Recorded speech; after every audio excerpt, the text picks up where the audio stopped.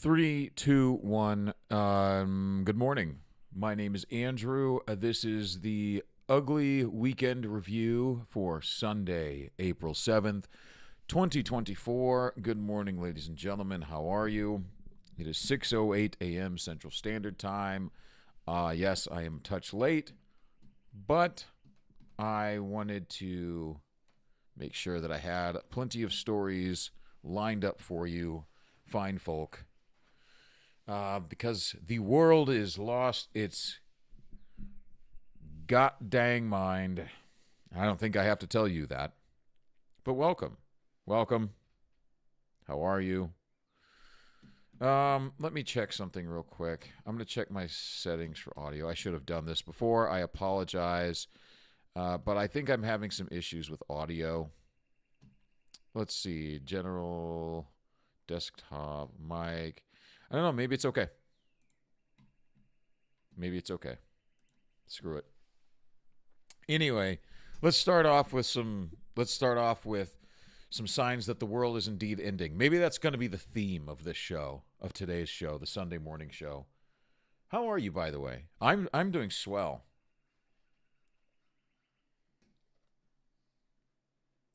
I'm a little tired, but I'm doing swell. Let's just start off right here. I woke up to one. This is a clip. This is a short on Salty Cracker. And this is one of the things I woke up to. And of course it is. So let's just watch. In the middle. Hold on. Let's refresh this. Let's get a little. Let's see what's Salty. Let's get a little refresher from Salty here.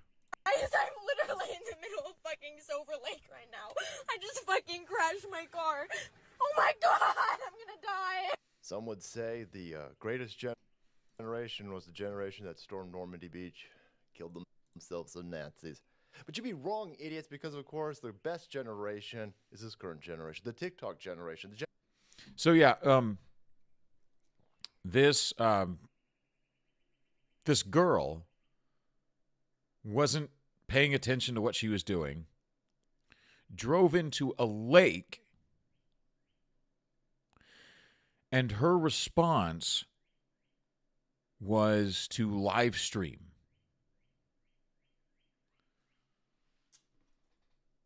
Okay, so now, first of all, if her parents see this video or this video, and they won't, I'm sure, this is your fault. This is 100% your fault. You have no one to blame but yourself for your daughter being a retard.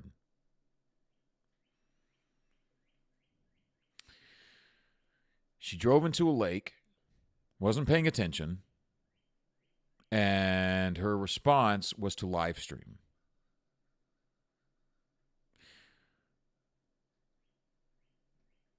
What does it say about us when our youth, rather than just try to think critically and use their brains, their response is to just try to get likes, try to get views, try to get some kind of emotional response, some kind of dopamine hit. And that's what she was going for, right? The likes, the clicks, the views, the shares, all of that. By the way, like, share, and subscribe. That stuff, it's the dopamine hit, right? If you don't get any likes on your post, you think, well, what did I do wrong? What's wrong with me? You get a bunch of likes, you think, oh my God, I'm so popular. I'm the bestest ever. And it feels good. And we all do it. We all do it. We don't want to admit it, but we all do. So her brain is like a drug addict, right? Like her brain is turned into that of an addict. Rather than stop to actually assess the situation and think, okay, how do I get out of this? What's the best thing to do right now? She thinks to go straight for the drug. That's what she wants to do. She thinks to go straight for the drug. The likes, the views, the clicks. If you analyze that girl's brain, you'd probably, if you analyze that girl's brain, you'd probably see like a bit of a structural change because of all the social media she has consumed. She has consumed so much social media that in a life or death situation, her first response is to live stream it. She is so addicted to social media. And this is her parents' fault. I mean, you can make the argument, you want to make that big meta argument that society at large is a societal thing. It is a societal thing. But that's mom and dad's fault for her. So the world is in, and I had a thought about this. There's actually a thought. I'm going to tie this into we're going to book into this with a thought this whole episode. But we're going to see the development of we are seeing the development of some different classes in the Western world. You're going to see a lot of people. You're going to see those who have common sense and critical thinking skills, and those who don't. And I was actually over at my mom's yesterday. My wife and I were over at my mother's yesterday, just having coffee, chatting.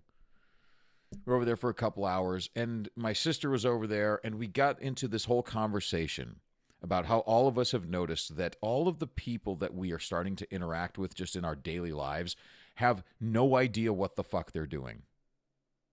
Like, no one has just a basic understanding of the basics of life. I'll give you some examples. My sister works at a university. I won't say which one. She works at a university, and she has a new employee that she's working with. A woman who's 31 years old. 31 years old. And my sister sends out an email for, some kind of notification and requests that her team respond by selecting reply all. When you respond, please select reply all so I know and the team knows that you received this information, so on and so forth. Very standard. So this 31-year-old employee replies to my sister in an email with the word all.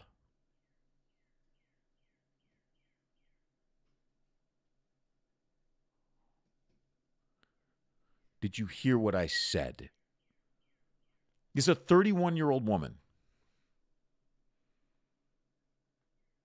out there in the wild, out there in society, has a job at a university. Now, the fact that she's working at a university is not surprising. And then, first of all, I'll give you another example, and then I'll jump into that. I'll give you an example from my 9-to-5 job. We send out, I work for an insurance company, and we send out notices. We send out notices all the time. If we get, we work with some systems that will send us notices that state, hey, you may want to reach out to this insured because we have reason to believe that this individual may be deceased. So you need to reach out and you need to gather some information to see if these policies need to remain in force or, these accounts or whatever it may be. But this person may be deceased. So we send these messages out to agents' offices and say, you need to check on this insured and see if this policy needs to stay in force. So we have an agent staff member respond to one of these notices. And the message they send in says, no, the customer is not DISEASED.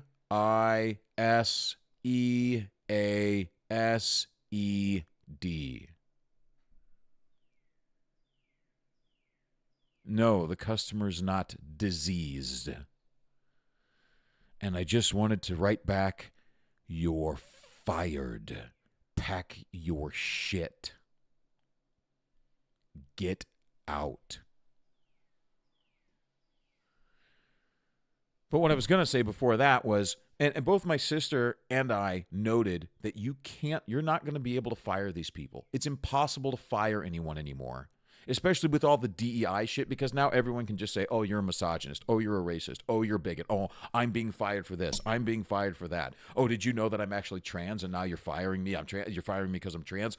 Like if someone's trying to lay me off, What's to stop me from saying, I'm actually trans and you're firing me because I'm trans?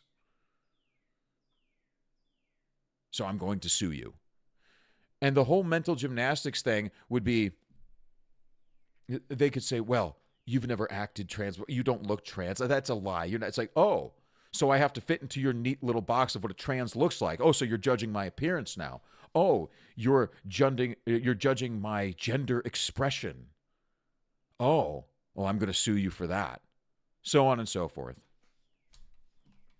And let's refresh this and watch this again real quick. Okay? I'm literally in the middle of fucking Silver Lake right now. I just fucking crashed my car.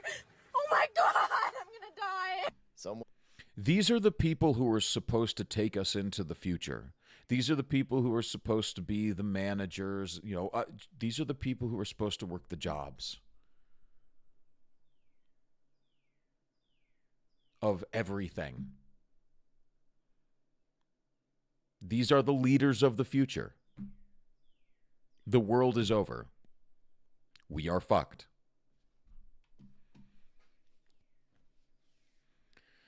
Happy Sunday. I hope you're having a good weekend. I still need to get a new mic arm. But there you go. We are off and running. And that's, I guess, going to be the theme of today.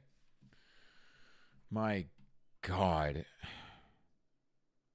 Now that I think about it, I am pretty happy that my wife and I had children later, or having children later, because I would not have wanted my children to go through the whole lockdown and all of this, and hopefully we're on the tail end of some things. Don't get me wrong, things are going to be difficult for a while longer, and they're going to get more difficult, but boy, oh boy. Boy, oh boy. If my kid was like this, my kid turns out like this, what's the fucking point? I might as well just go away. But from that to something cool, well, I don't know if it's cool, but it is entertaining nonetheless. On TMZ, front porch thief steals package disguised as trash. So this guy went all Solid Snake. Let's watch this.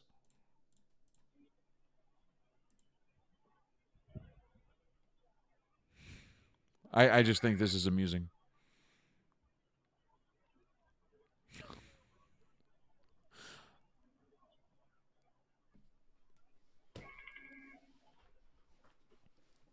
Someone played a lot of Metal Gear Solid.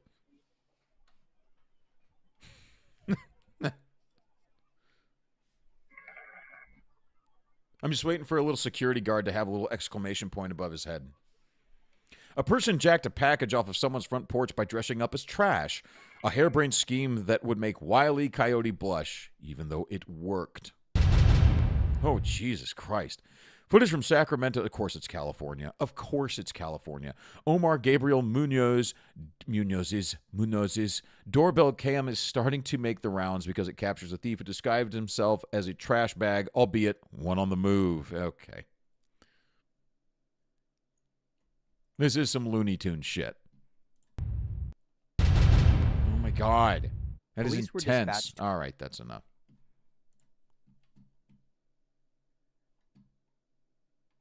But there it is. The world is ending.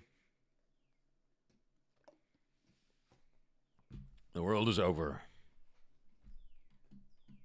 I'm trying to think. There was a movie. I think it was Mallrats. Where the opening is, what would you do if you were on a plane and it just started going down? What's the last thing you would do? And I think Jason Lee says that there was a flight that was going down, and so everybody on the flight just started masturbating. Like, just whipped it out and started going to town. Would that be the last thing you would do? Just whip it out and start whacking? Start touching yourself? I mean, would that be the way that you want to meet God? Right? All of a sudden, you're just whacking it, and all of a sudden, you smack into the water, and then it's lights out, and then you just wake up, and you're sitting there holding your dick, and you're at the pearly gates, and he's just staring at you. St. Peter's just, what you got there? It's like, oh, sorry, I'll put this away. You don't want to do that. Okay. Now that we've got this silliness out of the way, let's just jump into what else do we have? So, God. Okay, so per the thumbnail, there's more P. Diddy. There's more P. Diddy news to go around. So we'll jump into that. So Diddy's ex-bodyguard claims secret tapes could expose politicians and princes. So there's a couple that we're going to go through here. There's a couple articles we're going to go through here. Oh, let's see. This is by Malik Brown. This is April 6, 2024. When Homeland Security raided Diddy's homes in Miami and Los Angeles in connection with a sex trafficking investigation, some people think that officials may have found some hard evidence on the music creator, including some evidence that involves some of his peers. In an interview on The Art of Dialogue, Diddy's ex-bodyguard, Gene Deal, claims that there may be several people that Diddy hung out with who could be involved in any evidence that was found, and it's not just celebrities. I don't think it's only going to be celebrities that are going to be shook, Deal said. He had politicians in there. He had princes in there. He also had a couple of preachers in there. So it's, okay. It very much sounds like a Jeffrey Epstein situation, doesn't it? It sounds like it's along the same lines that and that's been the rumor, that he would have people over to one of his many giant mansions, and there's cameras in every room, and you get people drunk or drugged up or whatever, get them in a sticky situation, and have sex with them, or get them having sex with someone else, and then you blackmail them, right? And then you basically own them. And there was a report that Prince Harry was mentioned in some of this stuff. Now, I'm not going to go out, don't want to get sued, so I'm not going to go out and say that Prince Harry was, I'm not going to say there's any evidence of anything, but his name came up. Someone had mentioned him. So Deal then mentioned that Lil Rod's lawsuit, which claimed that every room in Diddy's house was taped. There you go. I think the celebrities that may be worried is because of what Lil Rod said, Deal said. Lil Rod said in his affidavit that Diddy had every room taped and bugged. Can you imagine? He had every room taped and bugged, and they found little bugs in tape recorders. They found them in the house. So by them having those things in the house, and people know there's drugs and alcohol, there's loose women, there's loose men, all kinds of crazy shit. They're just wondering who or when they're going to let this stuff be known. That is the question, isn't it? Where's Diddy? Nobody knows where Diddy is. Diddy's in trouble. In a lawsuit that was filed February 24, Diddy's former producer, Lil Rod, claimed that Diddy sexually assaulted him repeatedly, fondling his genitals and his anus. It's just, yes, I understand you have to be scientifically accurate when making reports and everything. So just imagine, this mega record producer who's, wants to have this big gangster appearance, shows up and he calls the police. Yes, sir. What happened to you? Somebody fondled my anus. Who fondled your anus? Puff Daddy. So could you repeat that, sir? Did you just say that Puff Daddy fondled your anus? I did. What of it? Are you going to help me or not? Puff Daddy fondled my anus. I need help. So we go from that to this, okay? Interrogation video of a man behind, and now this is a whole thing. I don't know if I had heard about this or just completely forgot about it. But interrogation video of a man behind Trump National Doral Resort shooting in 2018 resurfaces, claims Diddy is gay and he was one of his sex slaves. Oh, the world is ending, man. I'm telling you, that's the theme of this episode. The world is ending. Oh, we got plenty to support it. We've got plenty to support it. So, okay. Hold on. I need another sip of coffee before I jump into this. This is the Gateway Pundit. And this was on April 4th. An interrogation video from 2018 involving Jonathan O'Dai, or Odie, a man involved in a violent episode at the Trump National Doral Resort in Florida, has come to light, revealing shocking allegations against music mogul Sean Diddy Combs and singer Cassie Ventura. In May of 2018, Jonathan O'Dai, a South African native, stormed into the lobby of the Trump National Doral Golf Club, flashing a gun, shouting anti-Trump rhetoric. The situation escalated into a gunfight with law enforcement before O'Dai was taken into custody. O'Dai, a former male escort with a background that includes work as a stripper and an adult porn star, has been incarcerated since the incident. Well, I'm surprised that this guy ran into a resort where there was law enforcement, got into a shootout, and lived.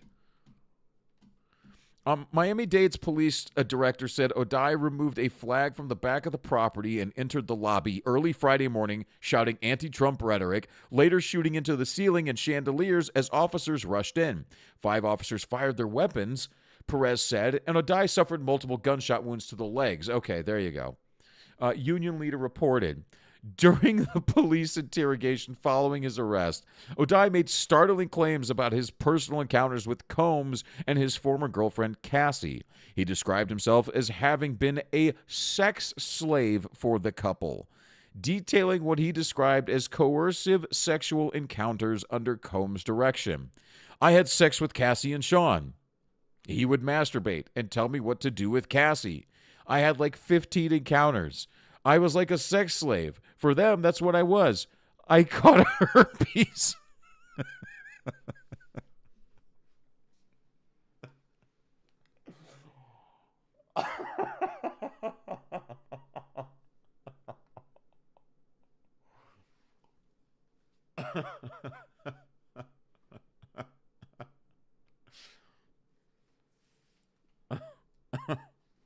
The world is ending. I am here for it. I caught herpes. O'Dai alleged during the interrogation. Oh boy. The footage also captures O'Dai asserting that Diddy is part of an underground group known as the Boule, which he suggests is connected to the Illuminati, of course. He further claimed that Diddy, rapper Rick Ross, and DJ Khaled are secretly gay, and that many well-known rappers are involved in drug smuggling. Jonathan O'Dai did not kill himself. He did not kill himself. These allegations bear resemblance to accusations made by Cassie Ventura in a lawsuit against Diddy that was swiftly settled out of court. This lawsuit, filed 5 years after O'Dai's 2018 interrogation, had leveled similar charges against Combs. Wow. Okay, let's watch the video. Let's get the volume. Let's watch the video. E-fucked. Good. Combs. Puff Daddy. Yeah. P. Diddy, whatever you call yourself these days. Yeah, go ahead. I had sex with Cassie and Sean. Basically, he would masturbate and tell me what to do with Cassie. I was like a sex slave, okay? For them, that's what I was. That's all right? I caught herpes. So, yeah, and then there it is.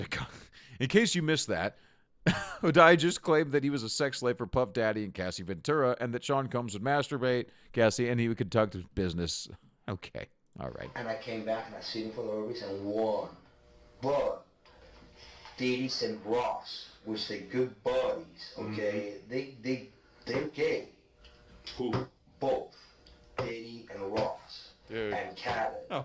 They're all gay, okay? DJ Khaled, Rick Ross, and P. Diddy? Yeah. They all gay? Yeah. Got you. All right. I seen the liquor cocaine, I've drank it myself. Having sex with Diddy and Cassie. Okay? It's not good. He drinks it all the time. Alright? He calls it Gigi, but it's liquor cocaine. Alright. I've settled $4.125 million with Diddy. I've settled $4.125 million with Diddy. I can't. Okay, but he's scared that I was going to expose him. I don't want to talk about Diddy right now. I want to talk about you. Help me understand you. I mean, who? Oh, here's the shoot-up. Oh, shit. Oh, damn. Looks like an exchange of gunfire right out of a Hollywood action movie. Can I show this on YouTube? I don't know. No one's getting shot. Police say on Friday he opened fire inside President Donald Trump's luxury hotel. Sir, I'm ordering that you stay away from the Trump National Doral Hotel. Police say that's where Odie stole an American flag from, and that he went into the lobby yelling anti-Trump remarks before shooting the ceiling and chandeliers. Police say he then got into a gun battle with responding officers. The gun battle goes on for nearly a minute before Odie decides to make a run for it. Another camera capturing him still firing shots, even tripping on the marble floor. Odie was shot in the legs as he ran away and was arrested after running up a stairwell. The accused gunman, Jonathan Oddie, faced a judge for the first time Monday. Mr. Oddie, you were arrested for 5 counts of attempted second-degree murder of a law enforcement officer. And you caught herpes from gay butt sex with Puff Daddy. Go to jail. Jesus Christ. Wow. So, I mean, you take that, I am sure take that with a massive bag of salt. I mean, it's all coming down, right? It's all coming down. Shit's getting real quick. I mean, this guy, you know, he was talking about liquid cocaine and everything. This guy was probably on a fair bit of drugs during all of this. Like, all of it. All of it. That, or he's just an MK Ultra sex slave that was put into P. Diddy's life to, you know, just, I don't know, gin up some controversy and some crazy shit. It's raining outside. I love it. He said liquid cocaine. It reminds me of a story. A guy told me that they used to have liquid cocaine in pharmacies. And this was back in the 70s, the story he told me. And he lived in a small town that had a pharmacy, and they had liquid cocaine. And one night, what they did was they took a whole bunch of garbage and old tires and stuff, and they took it to the park, and they set it all on fire, and they waited for all of police. Like, because, you know, it's a really small town, so all of the police will show up to, you know, one big thing, you know, if there's like, I don't know, 5 police officers or whatever. So all the police go to the park. All the first responders go to this fire in the park. And while they do that, this guy goes to the pharmacy and he climbs the ladder to the top, you know, like the security entrance or the access, the utility access on the roof, climbs in, goes into the pharmacy, steals all the liquid cocaine and pain pills, and gets out. And this is back in the 70s, you know, so there's no like security cameras or alarms, like in a small town at least. There would have been in like a big city or something like that. But like in this small town, I don't know, take that with a grain of salt too. It just triggered that memory of the story that guy told me in rehab. This sounds like a rehab story too. But there you go. So, Puff Daddy is... Where is Puff Daddy? Does anyone know yet? Is he in, like, the CIA basement or something?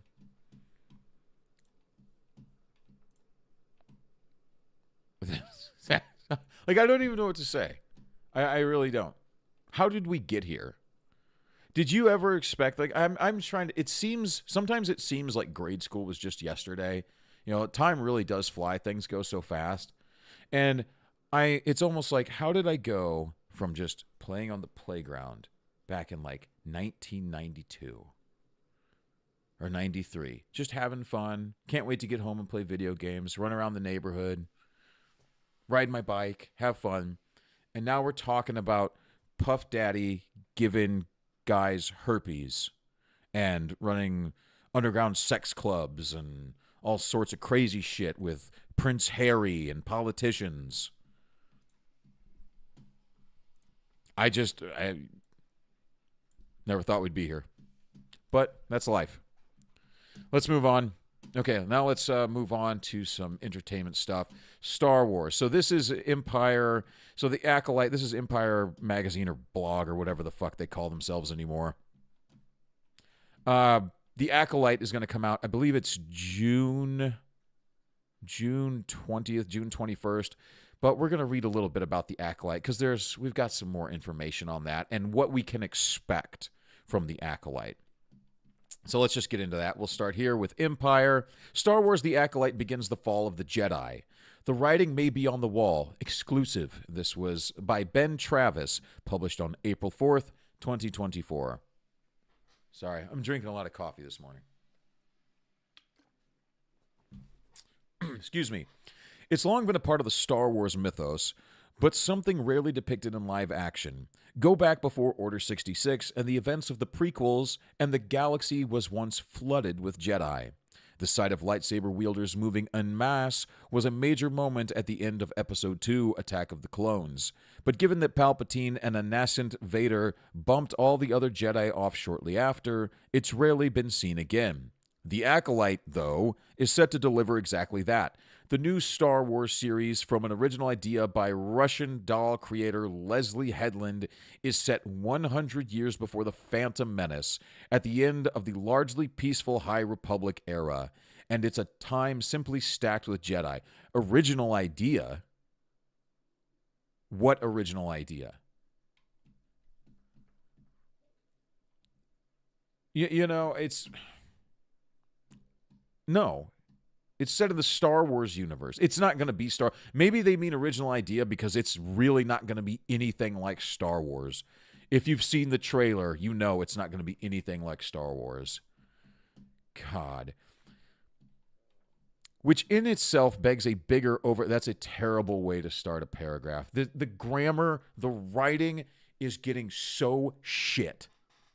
I can't stand it. This is a terrible way to transition into the next paragraph.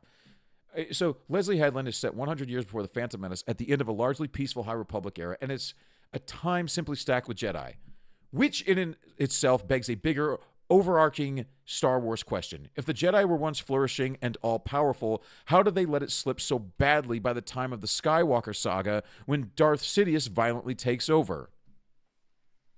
That sentence probably should have been the end of the first paragraph and shortened a little bit, but whatever. That's part of the big picture at play in The Acolyte. I was very interested in how did the Jedi get to where they are in Phantom Menace, Headland tells Empire in our world-exclusive cover feature. You're definitely getting a sense that, with the Jedi, the writing may be on the wall. With the Jedi firmly in charge, The Acolyte's early flickers of a looming dark side threat offers a new kind of Star Wars dynamic. The quote-unquote war of this Star Wars is a much smaller, more personal one, notes Headland. The war between people, the war between characters, right? Because this is going to be a self-insert, and you are going to imagine that it's you having a personal war versus the rest of the world, because the rest of the world just doesn't understand your truth. Isn't that right, Leslie? I'm surprised that Leslie Headland hasn't said that how gay she is yet, because usually when she gives an interview, she spends, I don't know, 50% of her breath explaining how gay she is, because that's the only thing she knows how to identify with. Because she is a bland, dull, lifeless, characterless, vapid, empty shell of what might be called a human being. God. Those people include Lee Jung-jae's Jedi Master Soul, massively respected and incredibly powerful per Headland. His Padawan, Daphne Keen's Jecki, she wants to be perfect for him, Keen says. Charlie Barnett's Jedi Knight Yord, he's kind of a jerk. He's a little bit of a goody two-shoes, admits Barnett. And Junis Sotamo's Wookiee Jedi Kelnaka, another Star Wars dream come true, says the actor. Not to mention Carrie-Anne Moss as the combat-ready master in Dara, and Rebecca Henderson as an older incarnation of High Republic fan favorite Vernestra Rall. Together, they'll be pulled into a mystery of murdered Jedi and rising darkness. It's one story with several reveals and new clues and new information each episode, Headland explains. It's not just a mystery that you have to find out. It's not unlike Russian Doll. It's almost like a spiral. It digs deeper and deeper and deeper. For Lee, taking his first steps into Hollywood post-Squid Game, it's that genre twist that'll hook audiences most. It's going to get even more intriguing and gripping because of that detective genre, he promises. It's going to keep you on the edge of your toes, wanting to guess. Will it be a Return of the Jedi or a Revenge of the Sith? Start lighting up those suspects. So it sounds like it's going to be, you know how women really love all of, like, the murder mysteries and the real life murder shows and the detective shows and the NCIS and the crime dramas and stuff like that. It sounds like it's going to be that. It sounds like it's probably going to be a woke crime drama story. I don't know anything about Leslie Headland's Russian Dolls or the show Russian Doll. I know nothing about it. I don't really care about it, to tell you the truth. So it sounds like it's going to be, yeah, a self-insert crime drama, woke marathon set in Star Wars. Just what every Star Wars fans want.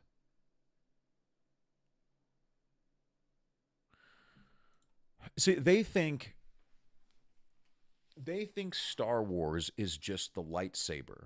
They think Star Wars is just the spaceships and being in space. They think Star Wars means just have a bunch of stars and a war. That's all they care about. That's all they see. They have literally told us it's not about good and evil.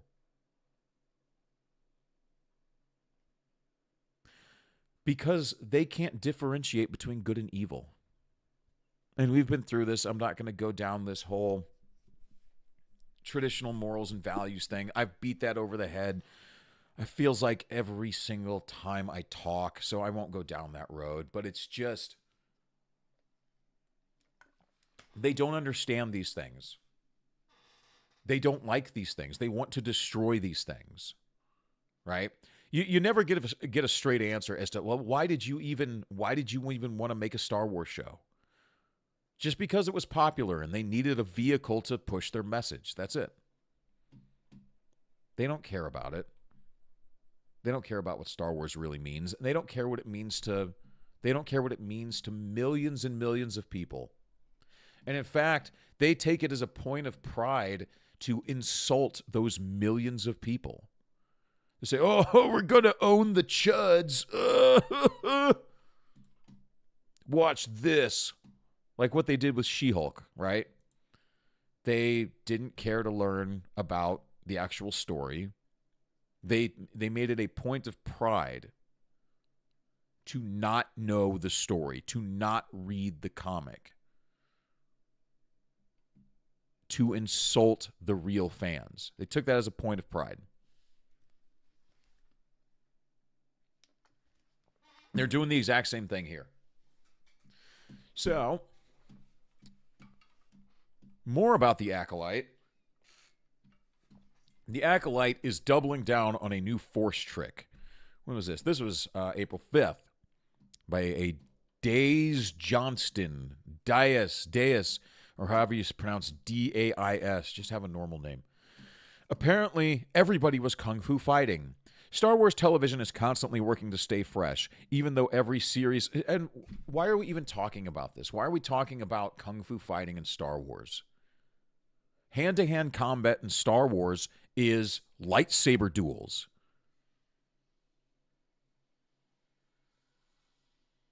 They're knights. Like an old medieval knight, but in space. Fuck it, let's just get it. Star Wars television is constantly working to stay fresh. Even though every series so far has been set before the sequel trilogy, new elements and storylines are added into the gaps in between movies. But this strategy will be put to the test with The Acolyte, which is set further in the past than any previous show. A new interview with The Acolyte showrunner Leslie Headland suggests the series sets up a new method that next appears almost 150 years later, but will clearly only become more common. Great. The Acolyte boasts an all-star cast including Amandla, is that her name? Amandla Stenberg, Daphne Keane, and Lee Jung-jae, but the series will also feature iconic sci-fi actress Carrie-Anne Moss, best known for playing Trinity in the Matrix saga as Jedi Master Indara. According to Headland, the casting was entirely deliberate. I personally wanted to see someone who had the highest status you could imagine in a Force Fu fight. Oh my God.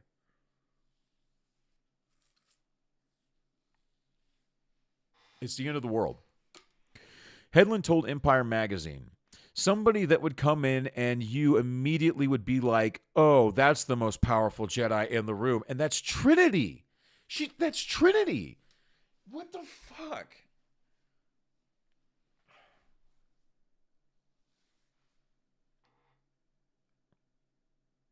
You are so devoid of anything creative and original and anything good.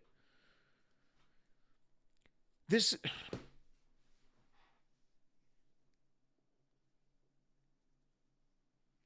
is they have no idea what they're doing. The only thing they can do is take bits and pieces from all of the stuff they think is real super duper cool and will look good on screen and just toss it together. And in between the bits and pieces, that the gaps that they will fill in with dialogue will just be just messaging bullshit. Like, it's not about good and bad. It's about power and who's allowed to wield it. And it'll just be that shit over and over and over again. That's going to be the dialogue, and then it's going to be a bunch of bad CGI, and it's going to be Trinity from The Matrix, and it's going to be nothing like Star Wars. And it will fail because it's not Star Wars, and people will say, this fucking sucks, we fucking told you so, and they'll come out and say, oh my God, misogyny. There, that's it. That's the life cycle of this whole show. This is the only thing we get from any of these studios ever.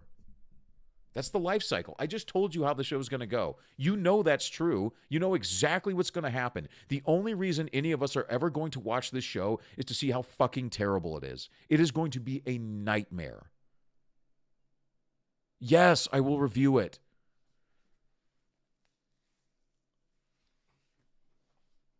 Yes, I will. You're welcome.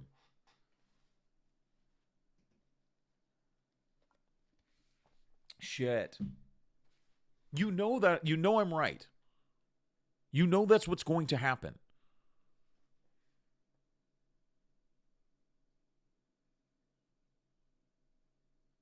I hope, I was thinking this the other day, I hope before George Lucas passes away, I hope that he realizes some of the major errors of his ways and at least makes an apology to the fans.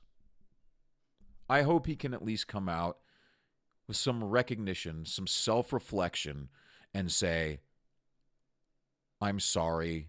I thought, and I can see him coming out and say, look, I thought at the time, everyone thought Disney would be the best company to take over, right? He could say, oh, I didn't stop to think it through. I saw $4 billion, and anyone who saw $4 billion on that contract, you're going to scribble away. I'd like to sit here and tell you that I wouldn't, but I don't think I can honestly tell you that. I just hope he would come out and apologize and say, yeah, they screwed it up.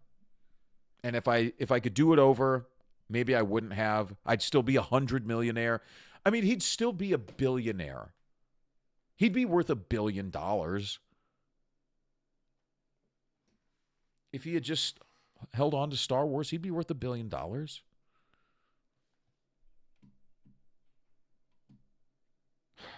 Jesus Christ. This is our first blatant confirmation that the Acolyte will feature Force Foo. This is the worst timeline that we have. That phrase exists. Proves that we are in the worst timeline. This is our first blatant confirmation that the Acolyte will feature Force Foo, the Force-assisted martial art we first saw in the Ahsoka series when Ezra Bridger, the Jedi abandoned for years on the Peridia Galaxy, uses it to defend himself against Shin Hati. It's so powerful, he's even able to stop her lightsaber mid-swing. In Ahsoka, Ezra uses Force Foo because he was stranded without his lightsaber and had to make do. In that case, why would a character in The Acolyte, a series that is set when the Jedi were at their peak, also use it? Yeah, that's it. Yeah. Is it a matter of honor, simply more impressive to win a fight without drawing a weapon, or does Master Indara specifically prefer hand-to-hand? Yeah, wait a minute. Hold on a second. Hold on. Stay with me. The Acolyte is the earliest thing in the Star Wars canonically, right? In the timeline, the Acolyte is going to be the very first thing before Ahsoka. But if Ahsoka has Force Fu, how is the Acolyte the first time we're seeing Force Fu?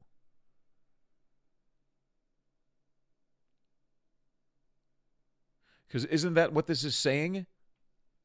That Ezra was abandoned, so he had to be the one to develop Force Fu?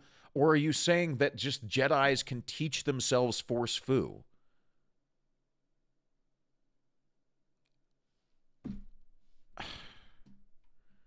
Jesus Christ. This quote also seems to give more evidence to an emerging fan theory that Jedi Master Indara will be the first victim of a mysterious assassin slaughtering Jedi. If she's the most powerful Jedi in the room, then why is she only in one shot of the trailer? Indara may be the... You know, trailers didn't used to tell you the whole fucking story. You've only gotten used to that in, I don't know, the past 10 years, maybe a little longer than that. Trailers used to be subtle. Trailers just kind of used to hint at what was going on and tease you. You know, teaser trailer. And now they tell you just the whole goddamn story, and everyone wants to see the whole thing. And now they're just expecting to see it. And then you get the trailer before the trailer, where it says, oh, the Acolyte trailer starts in 3, 2, 1, duh. And then they have to switch it real quick because everyone has the fucking attention span of a dormouse.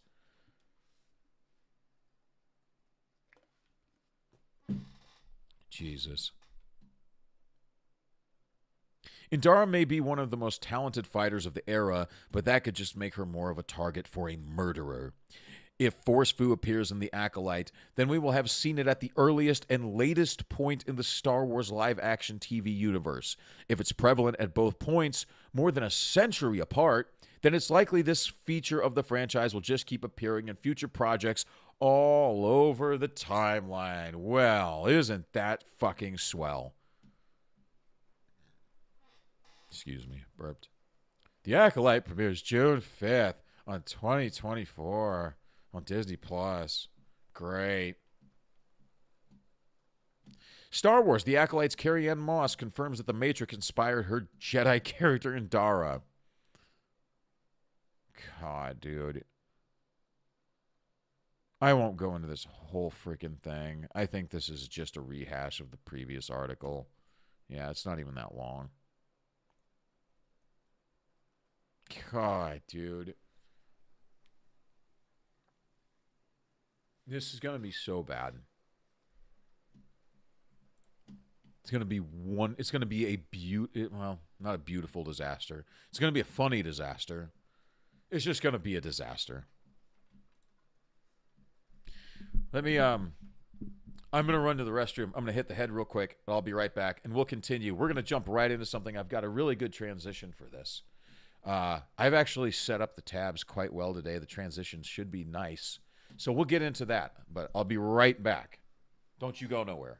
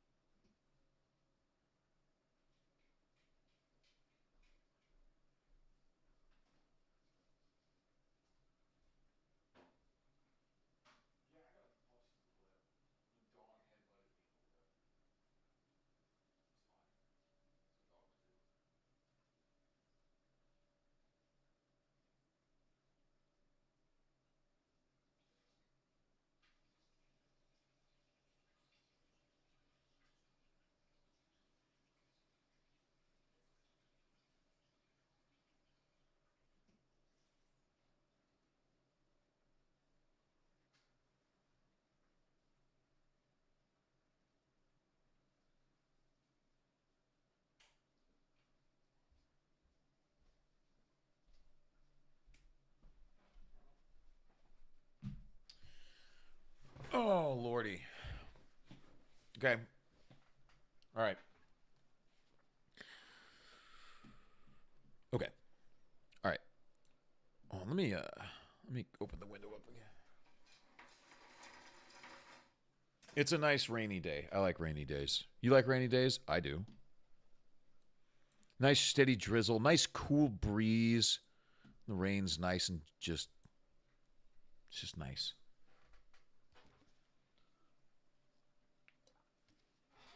Okay, so I told you there's a good transition here. So this is going to be so bad, right? And it's no mystery that this is going to be shit. I don't think anyone's questioning that. And you know that we've had the writers' strikes, we've had the actors' strikes, we've had the Film Actors Guild strike and the Writers of America strike and everything. Well, now writers, people in Hollywood are really starting to freak out. People are starting to lose their minds. And it's their fault for writing and making terrible products, for making terrible shows and movies and everything. But we're going to get into a little bit of how they're freaking out. That wasn't as good of a transition as I thought it was going to be. But that's my fault for being an idiot. I'm scared. Now, this is The Hollywood Reporter. This was April 2nd, 2024. I'm scared why it's a brutal time to be a TV writer. The end of peak TV has ushered in an era of contraction, with fewer buyers, farewell the CW, and fierce competition for the few shows that are staffing. People are in total survival mode. Emily Xavier's career was just getting started. The 36-year-old began her TV writing career in 2020 as a writer's production assistant and script coordinator for Legends of Tomorrow, before getting hired as a staff writer for ABC's The Company You Keep. After the drama that marked Milo Ventimiglia's follow-up to This Is Us was canceled following a single season shortly after the Writers Guild of America strike began last May, Xavier had no job to return to when it ended in September. Like scores of other writers of all levels and backgrounds, she doesn't know when or where her next paycheck will come from. People are scared. I'm trying to go back to bartending, she says. A lot of people are wondering what other jobs they can do. I'm close with my old showrunners, and they're supportive of me, but they're looking for jobs. Across the TV landscape, buying has cooled dramatically, and many writers now find themselves in situations like Xavier, with opportunities shrinking as the industry shifts from peak TV to an era of contraction and austerity, a wave of downsizing that kicked off last year when the priorities of Wall Street changed from a focus on subscriber growth to profitability. Wall Street is always concerned with profitability. They are always concerned with profitability. That's all they care about, is the bottom line. So when your executives, brought in big banks and shareholders and stuff like that, they weren't thinking about you. No. They were thinking about money. They saw a bunch of investment, and they saw a bunch of ESG money coming in from Wall Street, and they thought, we need some of that ESG money because we're Hollywood and we just want money, right? We want those billions of dollars, so bring it on. Yeah, we'll do your stupid shit. Of course we will. We'll have all the writers will do exactly what we say. The actors and producers and whatnot will do exactly what we say. And none of you stop to think for one moment that what you do might push people away. You just thought that we couldn't live without you. You're finding out real quick that we can live just fine without you, but you can't live without us. Wall Street has always been focused on money, and you need your customer for money. As streamers like Netflix and Max right-size their slates, the broadcast pipelines for Peacock, Hulu, and Paramount Plus are drying up. A decade ago, broadcasters collectively ordered as many as 98 pilots. Today, that number can be counted on one hand. So when you're making stuff like The Acolyte, who's going to order more of that stuff? Maybe the only reason that Leslie Headland got The Acolyte is because she knows where some of the bodies are buried. Because she, was the direct assistant to one Harvey Weinstein. So I imagine she knows where a few bodies are buried. I'm sure she's seen him go to a few parties with some people, or a few different people go in and out of his office, a few big names, stuff like that. There are so few shows that are still being greenlit, so few new pilots that are being ordered, and fewer spots in writers' rooms, says Shannon Corbell, a finalist for the Disney TV Writing Fellowship that was put on hold during the WGA strike. The staffing positions available are going to more seasoned writers, and the pilots that are being purchased are being bought from proven writers. Well, why not? That's the way it should be. It should be meritocracy. You haven't proven that you can make anything good. Seasoned writers have. Proven writers have. Brandon K. Hines spent more than a decade working in support staff jobs and as a script coordinator on Comedy Central's Aquafina is Nora from Queens. What? And Amazon's Harlem. He was staffed as a writer. I haven't heard of either of those shows. He was staffed as a writer for the first time on Showtime's Fellow Travelers. Hines was homeless and had been bouncing between camping, couch surfing with friends, and the occasional Airbnb before he turned to driving for DoorDash and Grubhub after his 16-week writing job on the Showtime Limited series concluded before the strikes began. A potential writing job on a Weeds revival he lined up before the strike evaporated during the work stoppage as Showtime dropped plans for the series, sources say. You need multiple gigs a year to make a livable wage, Hines says, noting that competition for lower-level writing jobs has intensified as mid-level scribes and showrunners are increasingly putting themselves up for the few shows that are currently staffing. It's the craziest time to be a working writer in Hollywood. You can work on a semi-hit show but still can't afford to make a living wage. It's pretty intense. If you're out in California, if you're out in, say, Los Angeles, Hollywood, you live in an area where maybe like I don't know, like a 500 or 600 foot efficiency apartment is probably going for like $2,000. Maybe more. You've got the highest taxes in the country. All of your resources are more expensive due to rampant crime and just everything. Your government taxes and fees and does all of this shit until you can't afford anything. You took a job that was not guaranteed, that could expire after a few weeks. You had no plan after that. This is no one's fault but your own. This is no one's fault but your own. It's not just a lack of pilots that is affecting the challenging landscape that writers have found in the industry since the strike concluded in September. The overall volume of U.S.-produced live-action scripted TV series tumbled 14% last year, from a high of 600 in 2022 to 516 in 2023. Think, dude, 516 shows.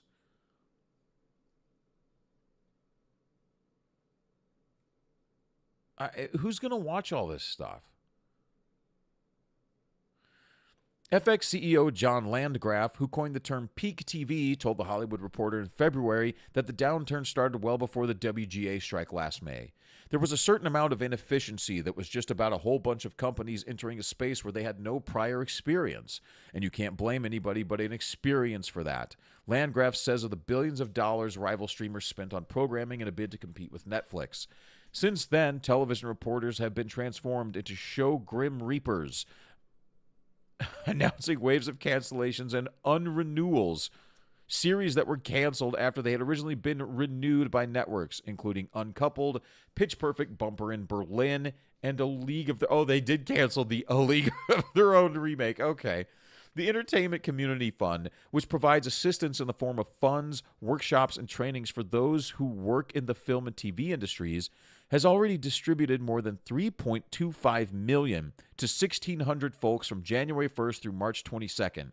That's on top of the $18.8 million the ECF handed out in 2023 during the dual work stoppage to 8,500 people, including more than 600 writers. So you guys have two funds. You have two union funds that will pay you when you're out of work, on top of probably unemployment checks that you can collect from the state of California, I'm guessing. Or wait a minute. Can they? There might be some kind of weird independent contractor law or something like that. Or, I don't know. I don't know why I thought of that. I thought I heard something like that, but anyway. Your average person doesn't get this stuff. They might get an unemployment check from the state. Maybe. But they don't have 2 union services who are going to pay them while they're out of work. Not your average person. Keith McNutt, executive director of the ECF, says the group has received requests for financial assistance from writers of all experience levels and cultural backgrounds since the strikes concluded. Why do you even have to say that, though? Why do you even have to mention cultural backgrounds? It doesn't matter. Why do you care so much? It doesn't matter. The ECF, he says, is dispersing between $200,000 to $300,000 a week. We're still doing 3 times the amount of assistance per week as before the pandemic, he says. The WGA, which monitors employment levels among its members, declined to comment for this story other than to say the union required some time for a clear post-strike picture to occur. So they won't even comment on how many people are out of work. Wow. It's erratic. The market has settled into something different with only 5 or 6 buyers left, says one veteran executive turned studio chief of the new TV landscape. It has been reshaped with fewer rooms and rooms that are smaller with fewer jobs. Good. The gold rush for this is long over. Things need to contract. You guys need to get back to basics of storytelling.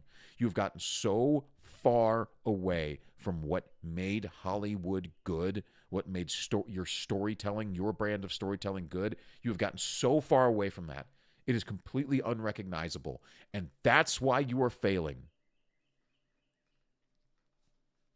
Because you pushed away the customer. It is no one's fault but your own. Go ahead, blame the pandemic. I know you will. The pandemic is long over. Long over. People are going to the theaters when there's something good to see. People are watching TV when there's something good to watch. People are clamoring for good entertainment.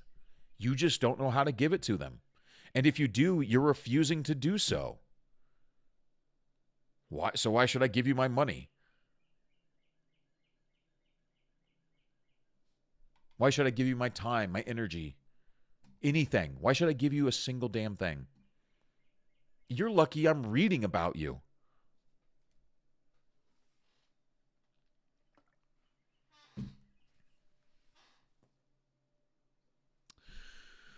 My God.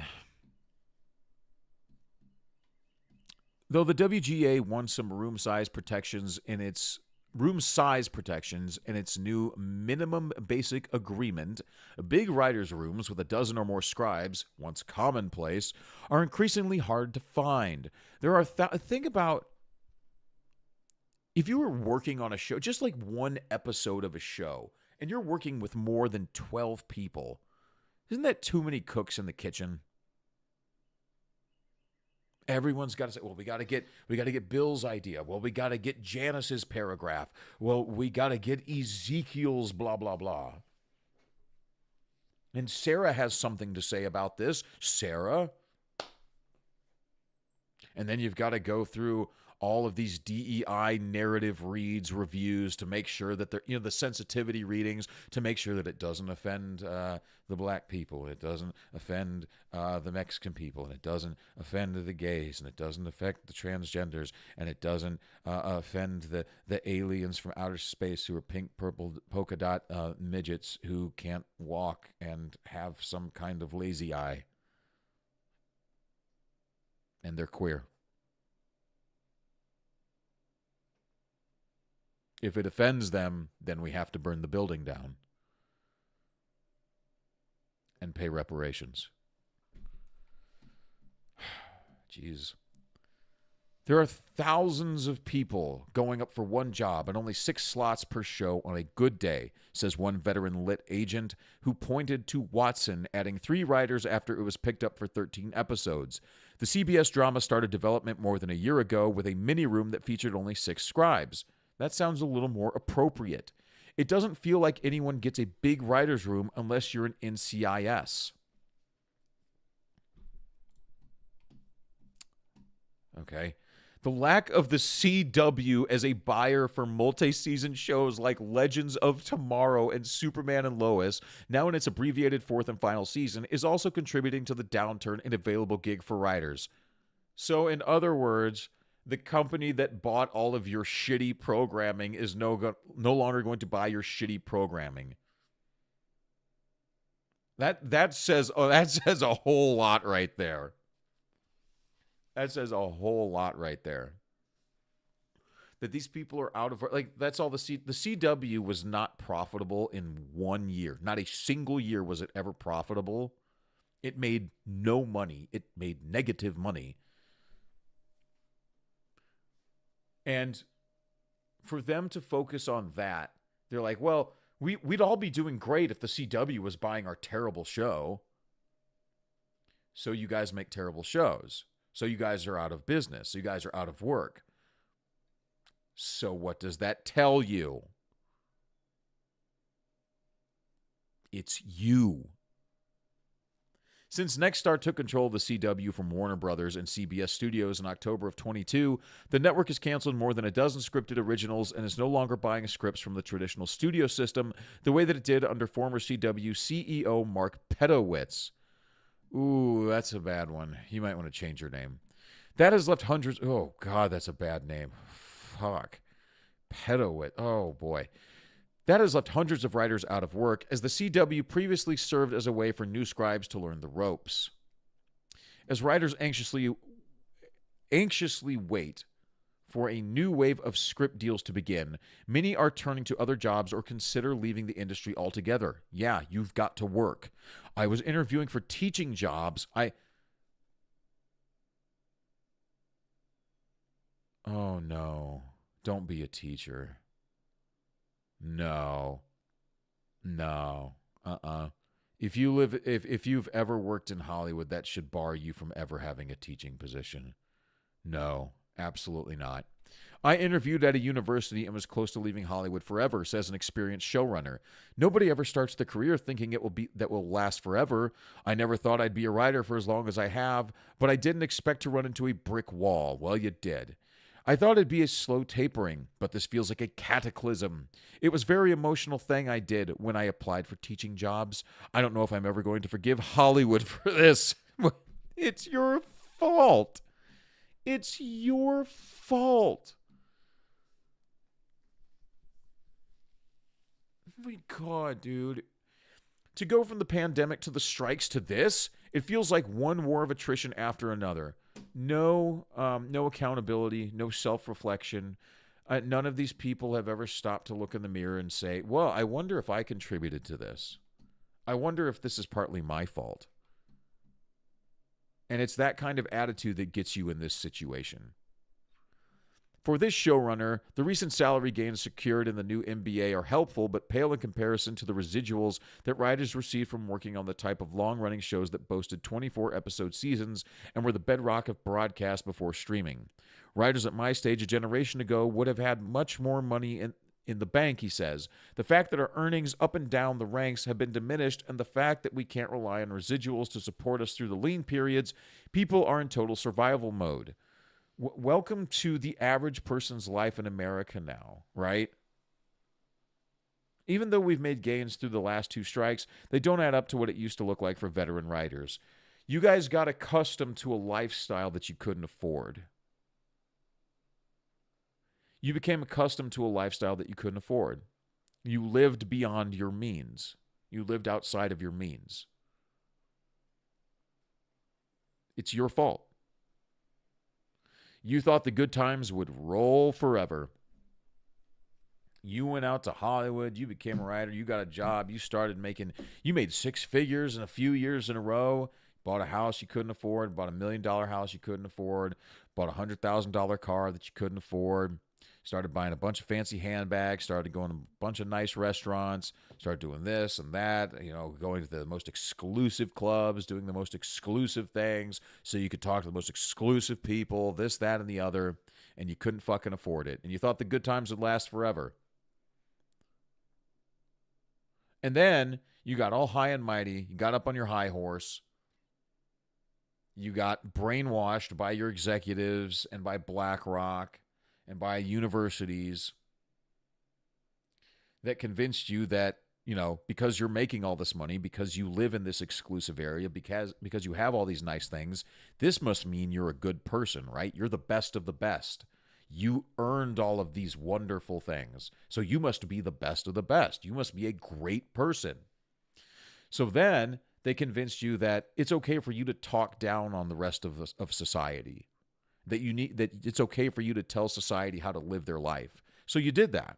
And you started calling at least half of the country pieces of shit and said that you don't need them, and said that if they don't get experimental jabs, that they belong in camps and their children should be taken away and they should lose their jobs, and you were happy when they lost their jobs. You wanted these people to suffer. So these people said, oh, okay, fuck you. I won't buy your product anymore. And so then it went away. It all went away. And now all that money is drying up. And you're starting to realize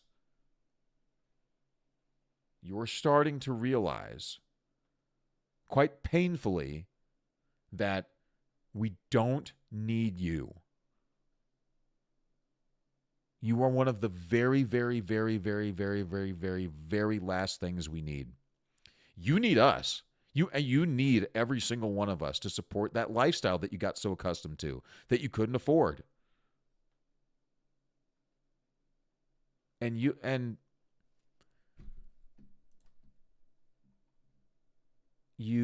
will never look in the mirror and take any personal responsibility, no accountability whatsoever. And until you're willing to do that, I don't know. You're going to continue to suffer. Good morning. No, you're fine, Florence. Just good morning. Good to see you. You're fine. Don't worry about it. Don't worry about it. I've just been chilling, man. I've just been chilling, chatting. You did miss the Puff Daddy news, though. It's been a wild one already, man. The world is ending is the theme of this episode. So, and we'll get into a little more of it too. We've got plenty more to talk about. I don't know exactly how long we'll go, but we'll just go. No, he didn't finally get arrested. No. He did not finally get arrested.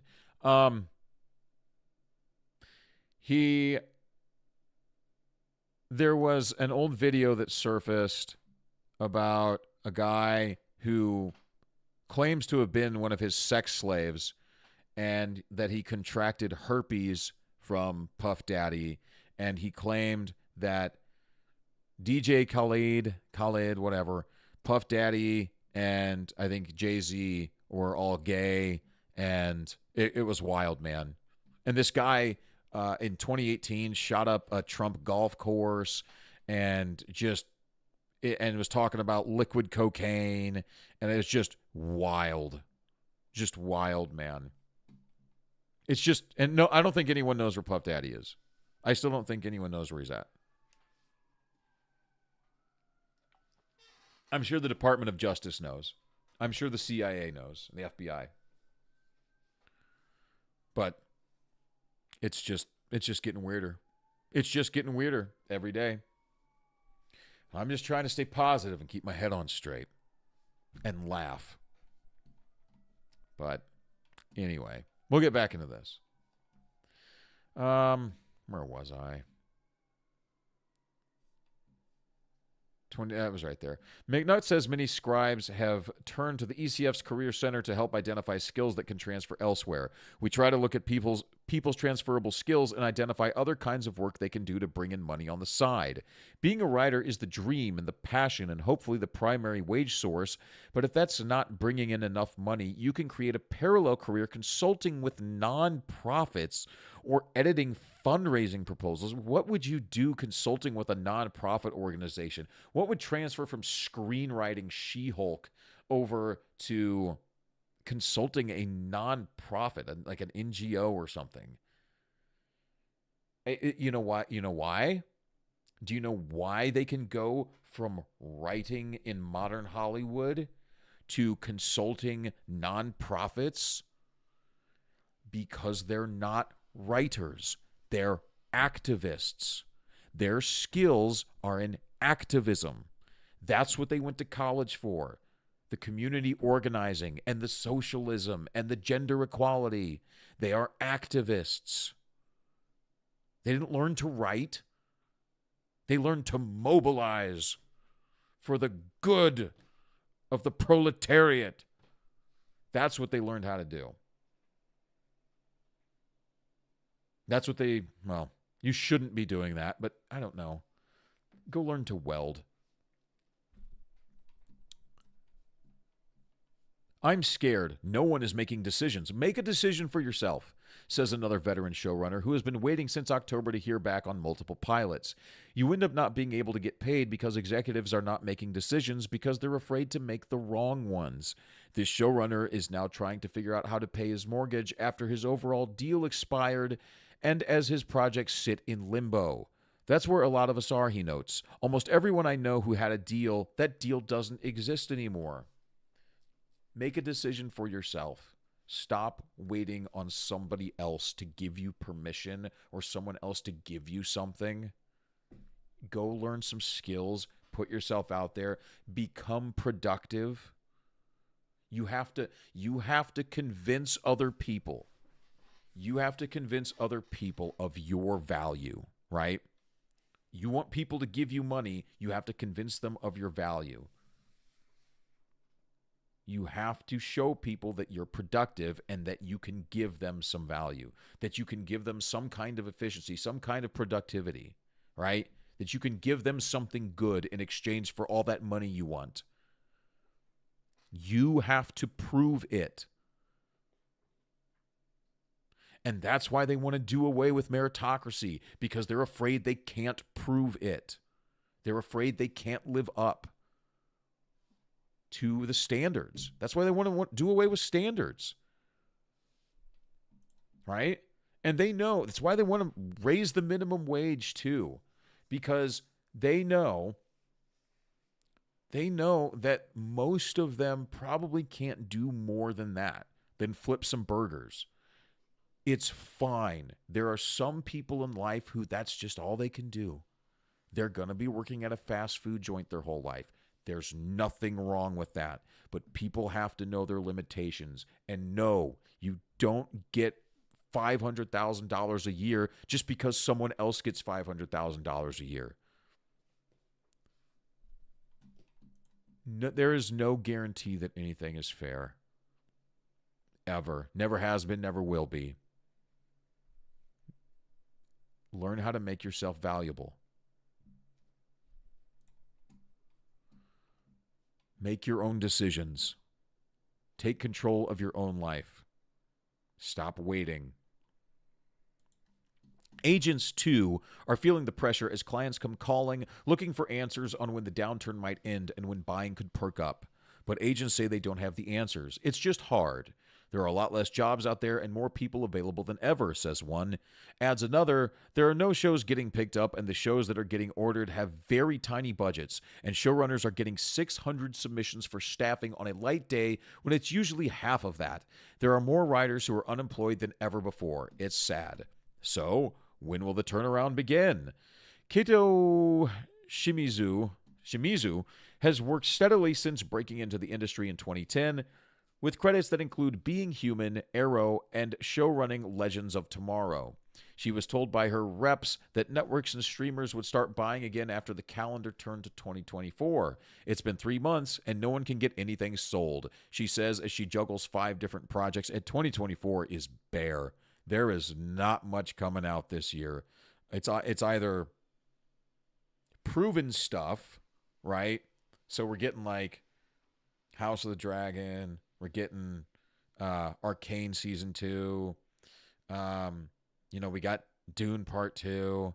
We're getting Deadpool 2. So it's all stuff that has, or Deadpool Wolverine, excuse me. And then, of course, The Acolyte and Rings of Power may not even come out this year. But it's all stuff. It's all either remakes or rehashes or sequels. And then stuff, season 2s of stuff that's been proven. Nothing really original. And then we got this we just got this new Godzilla Kong. I might actually, is this live? It sure is, Alex. Good morning. I didn't see the Godzilla Kong, but I think I'm going to, because I saw a clip of the Godzilla Kong.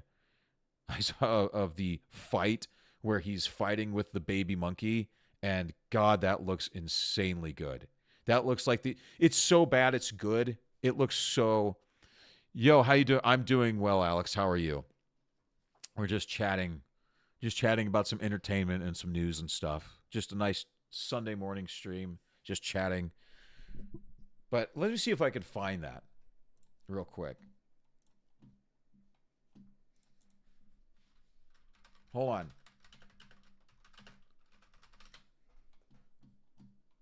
It's got to be here. It's got to be here. That's not it. It's like one of those scenes that they were high on cocaine when they wrote it. It absolutely. Absolutely. I don't even know what I'm looking for. So basically one of these big gorillas uses this baby gorilla to beat the shit out of other gorillas. But I'm not sure where it's at.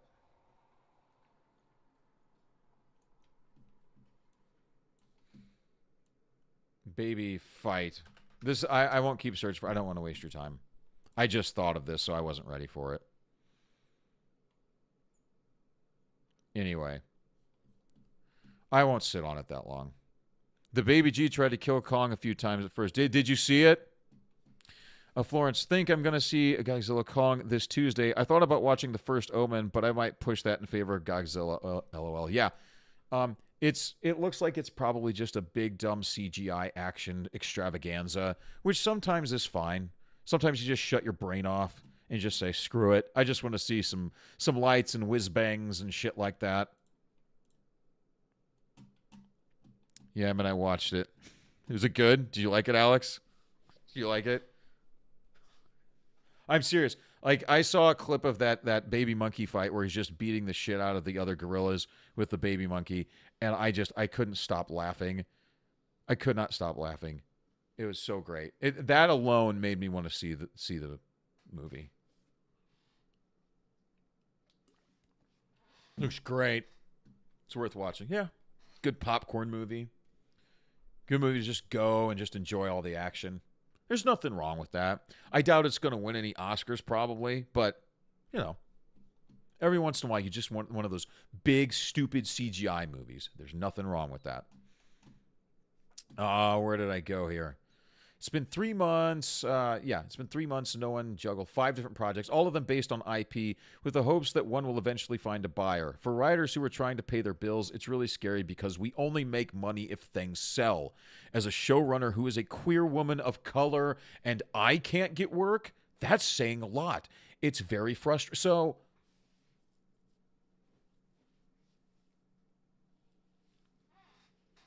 it says a lot that your mindset is, I just have to focus on being a queer woman of color and I will get work. Right? This person is proven. This person has credits of shows that were popular. Arrow was popular. Being Human, I don't know much about Being Human, I guess. But this is a person who's got some history, has got some credentials. And the only thing you can focus on is, like, as a showrunner who is a queer woman of color, why don't you focus on making a good product? If the only thing you're going to focus on, like when you're writing, think about, this is how she's talking. This is how she's talking when she's just trying to, like, find a job. Think about how her writing must be. This is how she talks in everyday life. Her writing must be inundated with this crap. It must be all she talks about. Why would I hire you? Why? God. The best film I've ever watched so far this year is Land of Bad. Is that the one with Russell Crowe? It's got Russell Crowe and is it one of the Hemsworths? I think it is. Russell Crowe and one of the Hemsworths, and then like somebody else too, I think. That looked like it might be a good it looked like a good just action movie, right? Didn't look like it was, I don't know if it was anything special, but it looked like it might be a good action movie.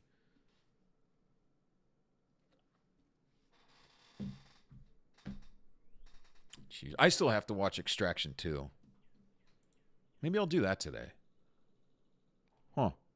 Yeah, that's the film. Good movie, man. I don't normally like war kind of films. Yeah, okay. Yeah. Love Russell Crowe. Land of Bad. Hold on. I'm just writing it down real quick. Maybe I'll watch that today. I don't know. We'll see. Let's see. Anyway, yeah, just focusing on these immutable characteristics. They have to highlight the queer woman of color. Got to check all the boxes. Their mindset, they've been brainwashed. The only thing they think about is checking the boxes, right? If you're in this mindset of the only thing that you're doing is checking boxes, you're not focused on creativity. You're limiting what you think about, right? I can't go outside of being queer. I can't go outside of being a person of color. I can't go outside of being a woman. These are the only things that can intersect. These are the only things that I can apply to my thinking. You have completely destroyed your creativity. Completely. And then you wonder why you can't get work with your shitty, uncreative writing, because all you're doing is focusing on being a queer woman of color. God. Where you at, man? You over the pond, right? No, I am in Illinois. I'm in Illinois. I'm a weirdo. I wake up at like 3 in the morning. I wake up at 3 a.m. and I just start doing shit.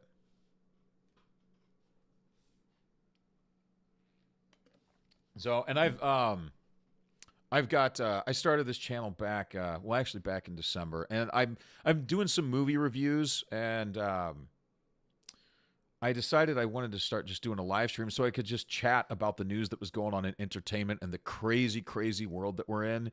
And I think this is kind of going to morph and evolve into just like a review of society. I mean, it'll focus mostly on like movies and entertainment and stuff, because I do want to review movies, and I love movies. So I will kind of center it around making a lot of those videos. But the world's just such a crazy place, and so much of our crazy reality has just started to permeate everything that we kind of have to talk about it. So I think it's kind of, when I say like ugly review, the Sunday review, we're just going to review all of the crazy shit that happened. We'll throw in some entertainment, we'll kind of highlight that stuff. But then we're just going to talk about the world and all the wackiness that's in it. And we'll just chat about it. See if we can't figure it out. Am I a vampire? I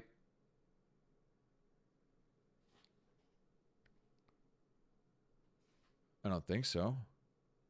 I don't know if I would want to be a vampire. Right? It sounds cool at first. Being like Lestat, but I don't know. I don't think I would want to see like all of my friends and family die, especially if I was sucking their blood and I was the cause of it. That would suck. Basically, the internet and iPhone came along and took the child out of the children, and now we have evolved to this. Kids lost the plot. They think they are in a movie. Thank you, Alex. Funny or funny looking? Are you laughing with me or at me? Either is fine. If you want to make fun, I do have a big fat head. I got a big fat head, and my right eye sometimes goes lazy, and it looks like it's trying to escape. So there's that. Yeah, okay, that works.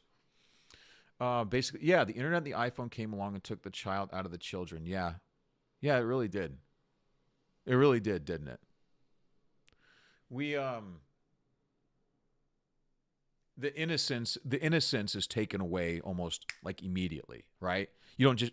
Kids can't just be kids. It wants to sleep. It does want to sleep. Yes. When I only get like 4 or 5 hours of sleep every night just because I've been hitting the head a lot and I can't sleep. The innocence, right? So we went out, my wife and I went out to eat with, this was actually a while back, but they have a 5-year-old daughter and she was there. They brought her along. It's fine, whatever. But, she was rambunctious and she was out of control and she was bouncing all over the place. And what did they do? They just handed her an iPad. Right? Here's your iPad. Shut up. Right? Rather than spending time with the child, it's like, no, you behave like this. You don't do this. This is how we act. Show them how to behave. Just throwing a screen in their face is going to do so much damage. It's going to do so much damage. They should ban anyone under 18 from an iPhone and the internet, but I guess it's too late now. Kids are seeing things that grown-ups should see in a lifetime.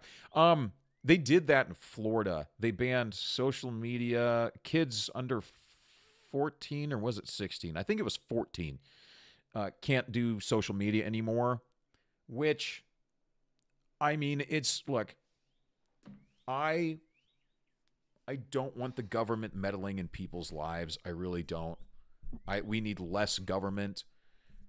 But there's an argument to be had because we've gotten so far.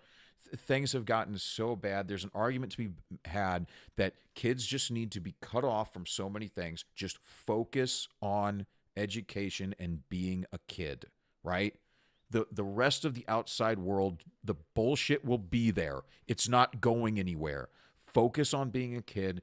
Focus on basic education. Go out, have fun, play sports, play video games, do whatever, Just be a kid, read comic books, draw, color, learn about the world, learn the basics of the world. And then when you're 18, you'll get to enjoy all the bullshit that we as adults get to enjoy. Yay. It will be there waiting for you. It's not going anywhere. I asked my nephew the other day, how many mates you got? He said, 22,000. And how many have been to the park with? He said, that is perfect.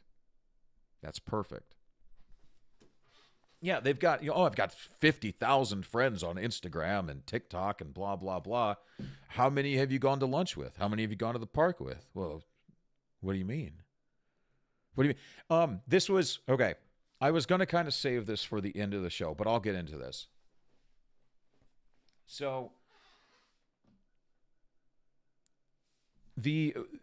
yesterday, I was walking my dogs, and there was a young couple, and they looked to be like in their 20s, maybe like early 20s. And they were out, and they had a stroller, and they were pushing one child, and they had another young child walking along with them. And they were, kind of sauntering very slowly, and they had their heads down, and they weren't really paying attention. And I turned to go down our block. Other side of the street, there's another guy walking his dog the opposite way. The young couple crosses the street and just starts walking right at the guy with the dog. And they don't even look up to recognize where they're going or that they're going to run into this guy. They're just, going along, just kind of looking down, not looking up, paying attention, got the blinders up. So this guy and he had the right of way. This guy had the right of way. And it's because the intersection and everything anyway. But this guy had to then cross the street and give them the right of way because they weren't paying attention and they would have ran right into him. And my point of this is and I know a lot of this came from the pandemic, where kids didn't socialize with anyone except through a screen. young people, and I know it's not all young people, but nobody looks each other in the face anymore. Nobody says hello. Nobody smiles at anyone. Nobody shakes hands. Nobody opens doors. There's no yes, sir, no, sir, or no yes, ma'am, no, ma'am. People, when we went to, my wife's pregnant, and we went to the doctor the other day, and the lady at the front desk, who was, probably in her early 20s, walked up, didn't even look at my wife, and just said, name, didn't even look up, name. And before my wife could even finish saying her name, she said, got you checked in, have a seat. Didn't look up, didn't say good morning, nothing. Didn't say thank you, you're welcome, nothing. Nothing. And all of these people have just been turned into these lifeless automatons. Right? They're like just lifeless. There's nothing in their eyes. And they all talk in this really monotone, like, yeah, whatever. It's like, oh, yeah, no, okay, yeah, like whatever. It's like, no, I was going to, but then I didn't. Oh, because I don't know. Like, oh, I don't know. Do you know what I mean? Video games I had were Pac-Man, Space Invaders, Defender, Asteroids. The games they got today, Grand Theft Auto, thieve a car, rape someone, run someone over, shoot, kill things. Yeah, I get it. I don't think there's a direct correlation. I don't think you could really draw too much of a direct correlation between video games and it's more, I think, the interaction with the adults that are around. Kids are like sponges. Kids are like sponges when it comes to watching adults interact, because they're this little creature who is just trying to learn how to behave in our reality. So when they see a big version of them behave in reality, they think, oh, I should do that. I should mimic that. That's how I should behave. That's how I should walk. That's how I should talk. Right? And they just soak it up. I think the lack of having the parents in the home has really, really fucked us up, right? And the more and more that we get the government encroaching on people's lives, telling people how to live their lives, and the more that the public education system takes over, the worse things get. And people wonder why the kids have lost the plot. Yeah, I mean, they're disconnected. Like, it's with the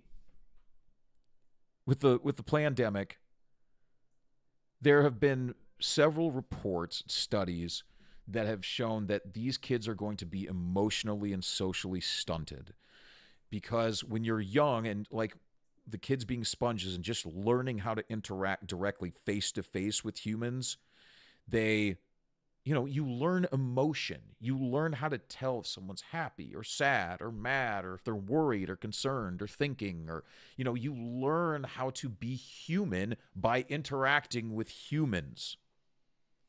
So our humanity is being robbed from us, right? And we're doing it and we don't even know it. We're doing it because we're buying into the social media rather than interact with each other at a face-to-face level, rather than interact one-on-one, rather than learn from other humans. We are allowing the media to teach us how to be human. We are allowing social media, we are allowing the government just interjecting in our face 24/7, 365, teaching us how to engage in our reality, rather than doing it and actually going out and just living in reality.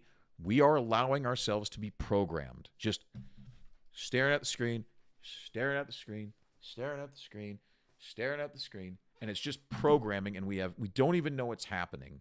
And when you start doing it to a 5-year-old, and that's all they know their entire life, well, it's no wonder they grow up and they think, yeah, oh, okay, yeah, okay. Yeah, okay. Or let me show you this. I'll show you this, and let me get to those messages. So this was, I woke up to this as a salty cracker. If you know him, you know him. If you don't, well. But this is, watch this. Just watch this. I'm literally in the middle of fucking Silver Lake right now.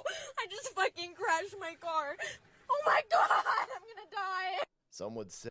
So I'll refresh that so you can watch it one more time. Just see what's going on. I'm literally in the middle of fucking Silver Lake right now. I just fucking crashed my car. Oh my god, I'm gonna die. So this TikToker who was driving, wasn't paying attention, drove into a lake. And her first response, her reaction, her answer to solve the problem is to live stream.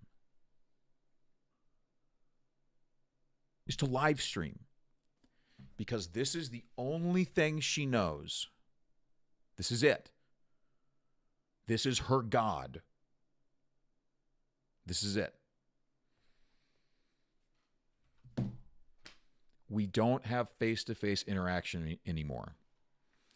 We are being programmed to be something that we aren't. It is unnatural, to say the least. Yeah, but they got access to the internet and online movies that they should never be watching. It's influenced them to do things no one should be doing. No, I agree.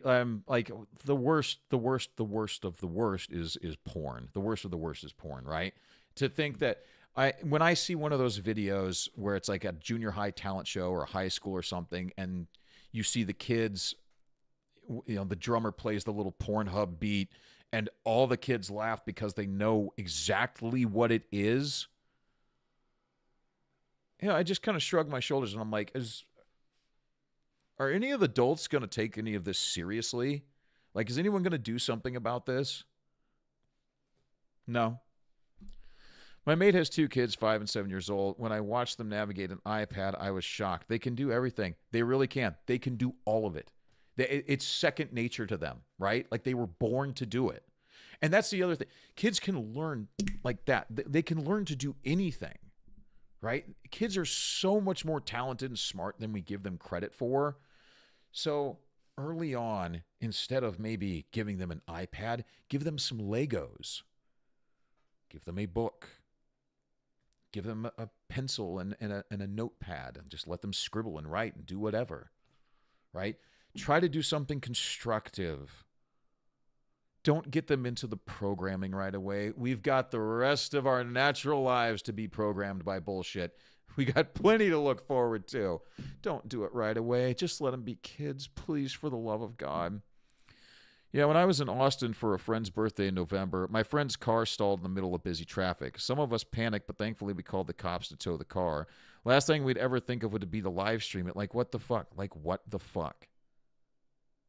I mean, seriously, how does your brain go there? How does your brain go there?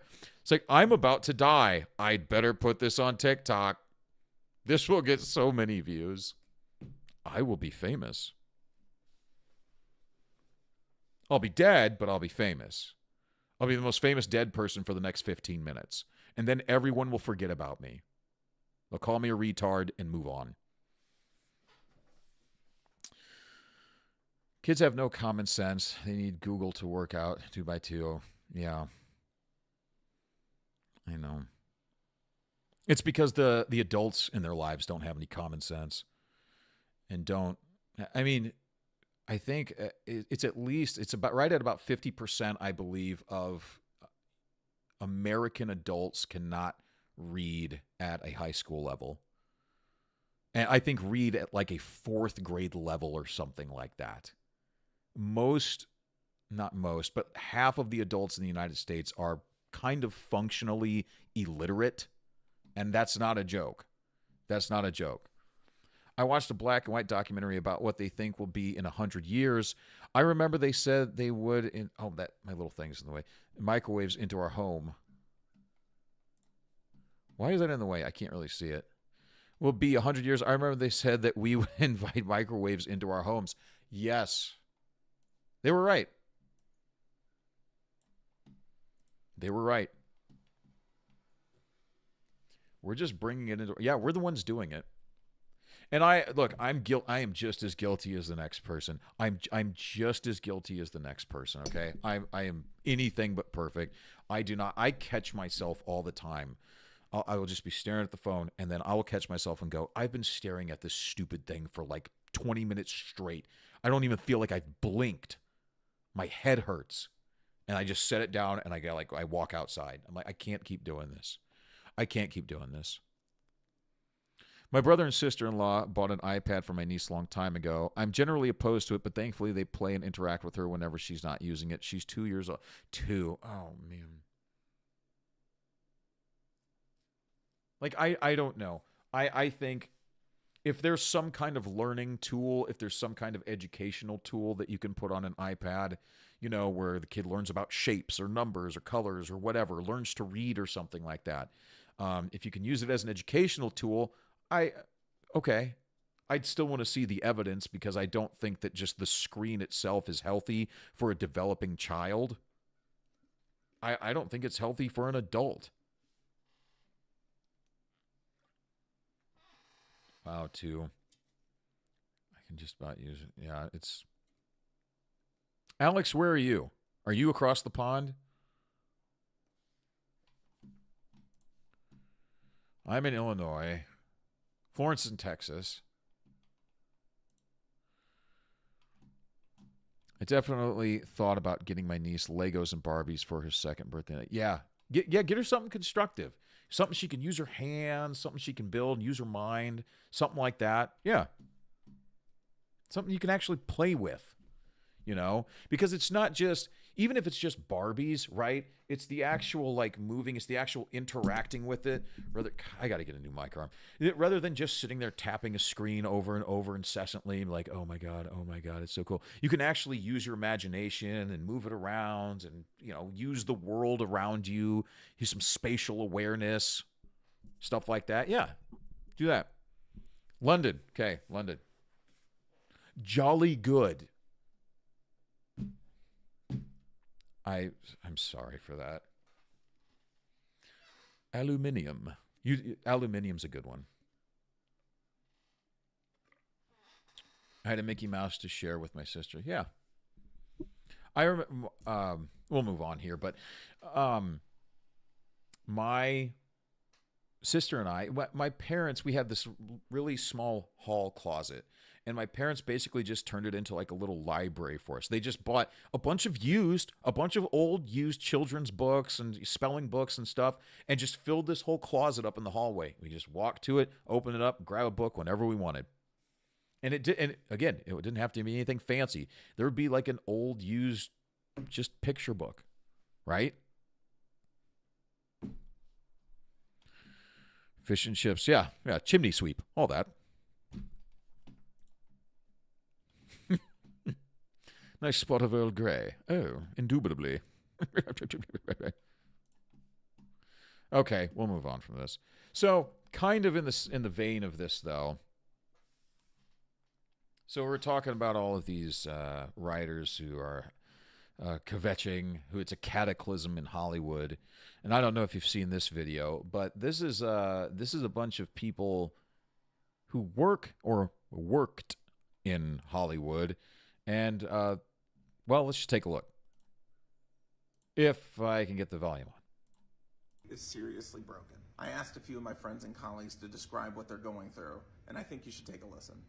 My name's Matt Hoban. I'm a former executive producer. So many of my mentors and my friends and collaborators are working less to the point where they're not working at all. We're just people trying to make a living, and it's getting really hard to do that. I'm Jen. I am a former editor. I am definitely financially struggling. I may lose my house and it's really scary, so I really need help and a job and just some support. So she said she needs a job. She said she's about to lose her house. Okay. Do you think there are any jobs available? I do. They're not jobs that she wants to do, right? She can go get a job mopping floors. She can go get a job scrubbing dishes, you know, washing dishes. I guarantee there's a bunch of places hiring. She could go drive an Uber or DoorDash or something like that. She could, I don't know. She could learn to be a plumber or an electrician. She could go to a local farm somewhere outside the city and ask if they need some help, just carrying buckets. They won't do that, though. There's plenty of work out there to be had. Plenty of jobs to be done. This, I've thought about this. What if my job disappeared like overnight? What if I went into, because I've got a normal 9 to 5. What if I went in first thing tomorrow morning, I logged on, and my boss just said, we need to talk, and that was it. I was gone, right? What would I do? Would I make a TikTok video about it? It's like that girl who drove into a fucking lake and wanted to live stream. You lost your job, so you're going to make a video and post it online like begging for help? I'm trying to think, what would I do? Well, I'd probably just take like the rest of that day off, if I'm being honest. I would probably just say, nope, screw it. I'm just going to relax. I just got to clear my head. And then the very next morning, I would immediately start looking for a job. Anywhere. You need to work. I need to pay my bills. This is the disconnect, right? This is the disconnect between people like this and just your average person. Your average person does not have the luxury to sit around and make videos and cry about it. Your average person's got to get to work. Thank you. I'm Marcia, producer, casting director. The last show I worked on was Generation Gap. We're just trying to keep our kids I don't even fed know at what that this point. is. Keep our house, keep our cars, get food on the table. My name is Wilfredo Hernandez. I used to be a television editor, and I'm being forced to move out of my house because I'm not going to be able to afford the mortgage anymore. So let's try and make this very aware that we're all going through this to see if we could bring some change. My name is Steve Mal. I want you to remember that these are the same people who were cheering on all of the people getting fired from their jobs, let go from their jobs because they would not take an experimental injection. Remember, they wanted half of the people rounded up and thrown into camps and lose their jobs and lose their rights and not have access to medical attention. Remember that? They look down on you when it's convenient. But when they're down, right, then we're all equal. It's like, no, we got to treat each other fair, guys. Let's be nice about this. Let's do the right thing. But when they've got just a bit of an edge, they spit on you. I'm a reality television editor, worked on shows like The Amazing Race and Undercover Boss. There just isn't any work out there. My wife, Stephanie, has Again, there isn't any work out there. Yes, there is. You just think you're too good to do it. Worked as a post-production supervisor. She's working doing Instacart runs, trying to just keep her sanity and bring some extra money in. Half of my Rolodex, they're looking for work, they're scared, they could use some help and support. My name is Erin. I'm an SVP of Development and Unscripted. I've been in the business for 22 years. I was laid off. fuck? I'm a single mother with 3 kids, and the situation really stinks. Hi, I'm BK. I'm an editor. Last Great. year, I was brought in to revamp a signature element of one of Netflix's most popular shows. I haven't worked since, and now my family and I are living on credit. Yeah, you and millions of other people in the United States. Hi, my name The Western world. is Anna. I most recently worked as a TV post producer. My insurance company is specifically targeting MPI members and taking a very long time to authorize medical procedures in a timely manner. My name is Seisha, and I'm a former VP of production. Okay. I have All right. officially Okay. been out of work for 11 months. I've applied It's almost to over. over 200 job postings and have not gotten a single job. You know what it sounds like to me? It sounds like that these people are getting a real heavy dose of reality. They have been in that bubble for so long, they had no idea what reality is like. And they're starting to get a big, hefty dose of that. There's an old saying that I like, you can ignore reality, but you cannot ignore the consequences of reality. You can deny the truth all you want, but the truth is just going to be there, just waiting for you. Just waiting. And remember, you lost your jobs because you made a shit product. It's no one's fault but yours.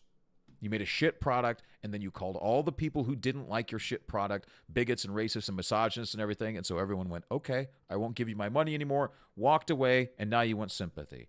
Well, maybe if you made good products like Peter Jackson, you wouldn't have this issue, right? And not a great transition, but let's roll with it. So Peter Jackson will return to Middle-earth to direct The Silmarillion, okay? This is on Culture Slate.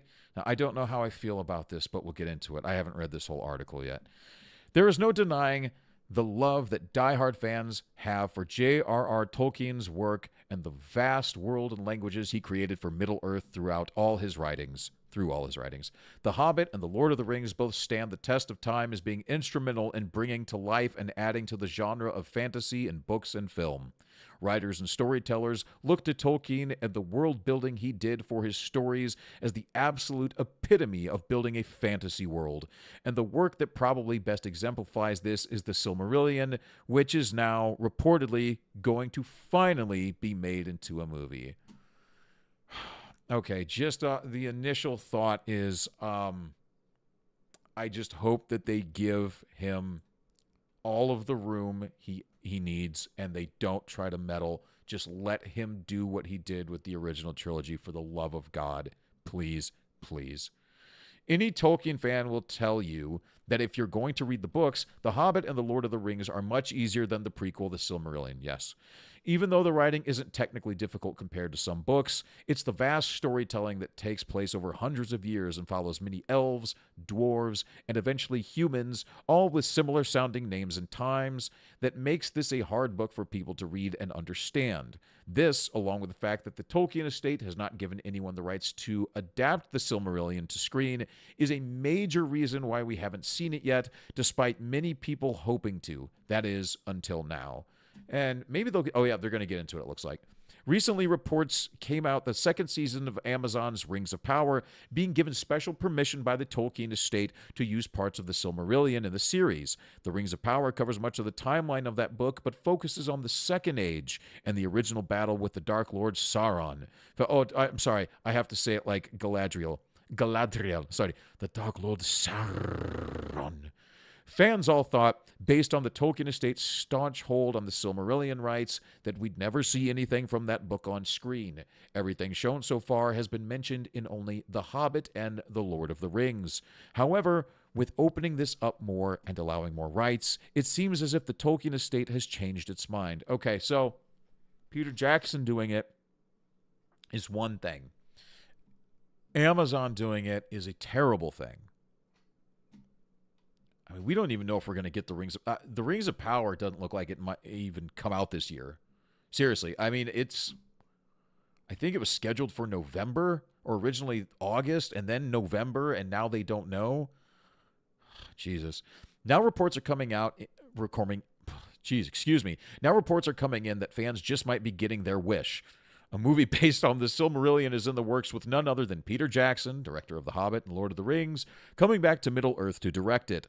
It seems as if the success of Jackson's movies and The Rings of Power, has the Tolkien estate reviewing the rights to Tolkien's work and whether or not they will allow it on screen. Well, I don't think the success of The Rings of Power would convince you to open the books. I think that Amazon's deep, deep pockets probably convinced you to open the books. While this news may come as a shock to some, it is definitely something many fans, including Peter Jackson, have been waiting for. Jackson is quoted as saying, "I have always wanted to work on the Silmarillion to complete that story and bring the origin of Middle-earth to screen. And now, getting the chance, it is so close to coming true." Hopefully, more news will come in soon as fans eagerly anticipate the arrival of this film many of them never thought they'd see. Well,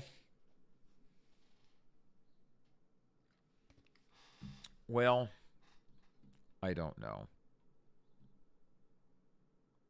It's not the people's fault, man. It's the governments and everyone in politics today. They're all out for themselves and don't care about the voters. Yes, that is true. Everyone's looking out for number one. I agree. But every single one of those people in Hollywood agreed to go along with all of this madness, right? And it's not, let's just put that aside for a moment. Because I can certainly appreciate the argument of, you know, you have to go along to get along, right? You might be in a situation where you've got to finish the job, you've got to do the work because you got to get the money. You've got to genuinely feed your family, right? Hey, we're just being at stupid o'clock. Oh, thank you. I appreciate that. Yeah, hit that like button. Hit the share, hit the subscribe, do whatever. I don't care. Do whatever you got to do, whatever makes you happy, whatever floats your boat. Yeah, I will say this. I have learned very quickly that it's insane how much the like and subscribe does to like just push the message, to push the video out there into the ether of YouTube. It really does a lot. So I do appreciate that.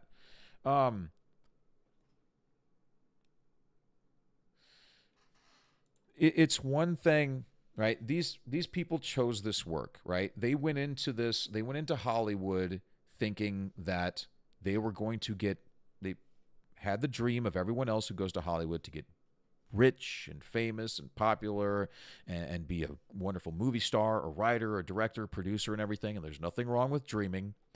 But the vast majority of these people were not realistic, right? They weren't honest. They bought into this gold rush that was going on where Hollywood was hiring every single writer left and right, and they were doing a lot of it through the diversity, the equity, and inclusion.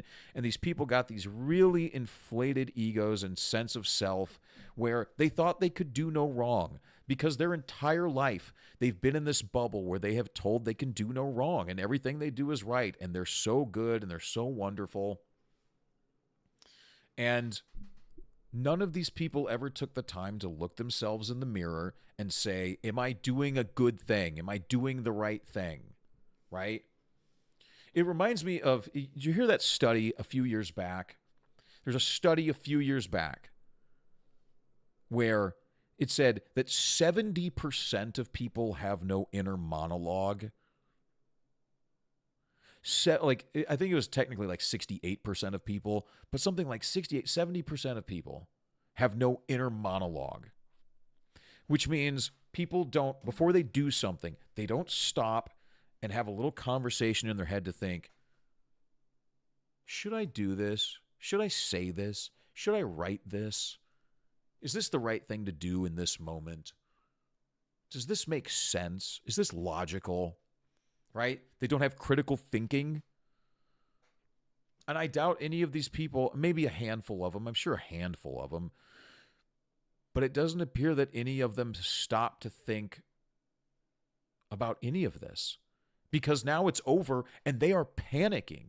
They don't know what to do because the only people they've ever thought about is themselves. Right? And look, I have a hard time feeling sorry for these people. I really do. I really do. Do I want people to suffer? Do I want people to be out of work? No, absolutely not. No, I want people to be able to support themselves. But these people have every opportunity to go get another job. It's just not the job they want, right? And the average person who they look down on and they spit on for several years now, just because they disagreed with them, the average person has been going through this shit for years now. And they didn't care. I know, I got a hard time feeling sorry for them. I don't want people to suffer, but I don't know. That's me. I ask you, if the actors know how bad Hollywood is, why do people flock to Hollywood? Because money and fame. Money and fame. That's it. People are willing to sell their soul for... Did you hear about on Rotten Tomatoes that all of the shill critics who were giving reviews, positive reviews to terrible movies, and it was revealed that they were all being bought for like $50. So all of these quote, professional critics who had their reviews put up on Rotten Tomatoes were just taking $50 to make a positive review about a shit movie. So they're willing, your eternal soul, $50, please. Thank you. Good deal. Great, grand. But it's the same thing. They're going for money and fame and fortune. Right? And especially to young people. We've all been there at that young age where we thought that's the most important thing. You know, being popular is the most important thing. Being on the big screen, that's cool. I've been there. We've all been there.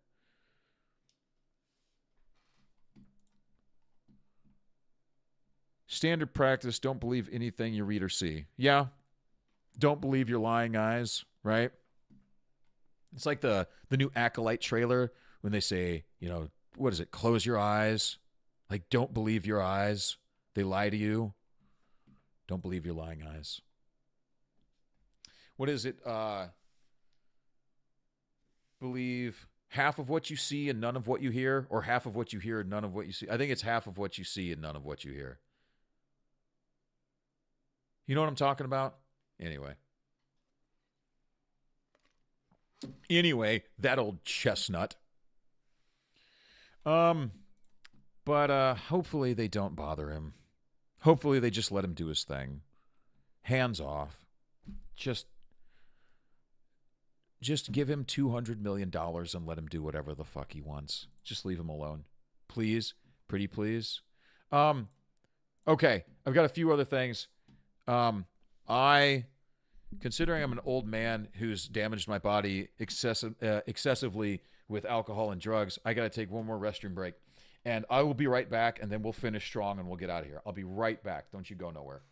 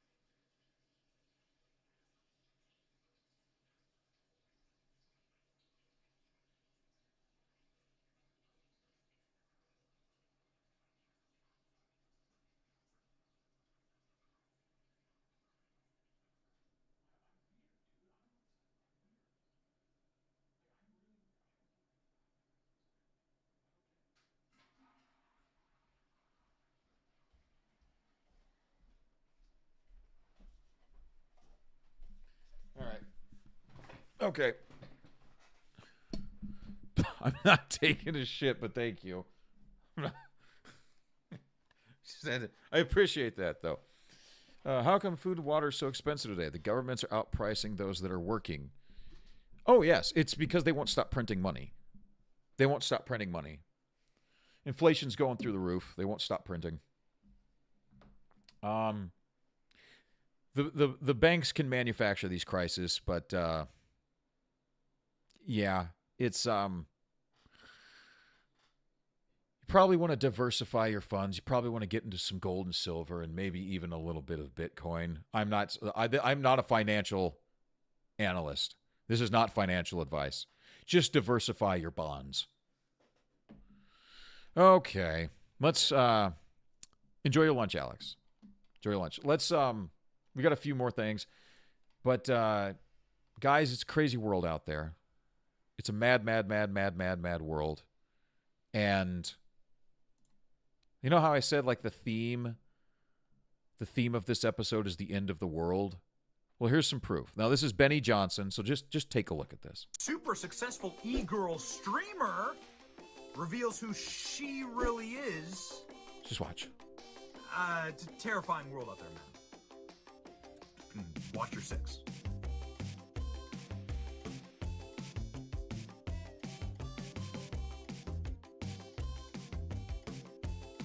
You see it now, don't you? You already see it. Hold up. Wait a minute. Wow.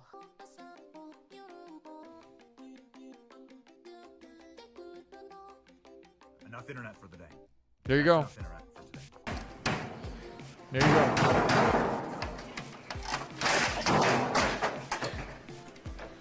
Appropriate response. So there you go. It's a mad, mad, mad, mad world. Never thought that you'd have to, when you're going on Tinder and you're swiping, you'd never thought when you get a match you'd have to ask a woman, do you have a penis?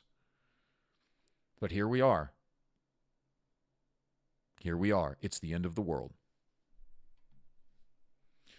What are your plans for the end of the world? What are you guys going to do? You going to celebrate? You going to just, I don't know, take a nap? So that kind of led me into, so that cam girl unmasking kind of led me into this, which came out last week, and April 4th, 2024, and I wanted to talk about it. Now, I don't know how much YouTube will let me get away with on this, because you can't talk about, I guess on YouTube you can't talk at all about transgenderism. But let me actually, so there's that Cam E-girl, and then there's this. A trans woman is cleared of flashing her penis at 3 women who are using the Ohio YMCA after the judge ruled that she's too fat for her genitals to be visible. So a trans woman flashes her penis at 3 real women, and a judge says, oh no, you're not guilty. You're so fat, you couldn't possibly find your penis. Did you hear what I just said?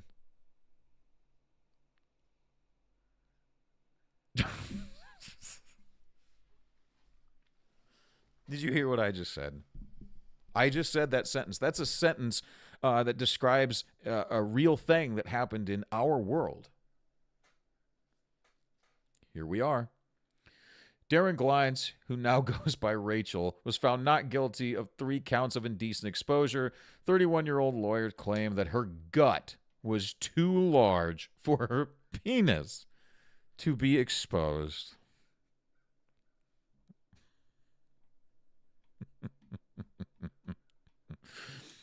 One of the complaints stated there were 3 Oh, damn it.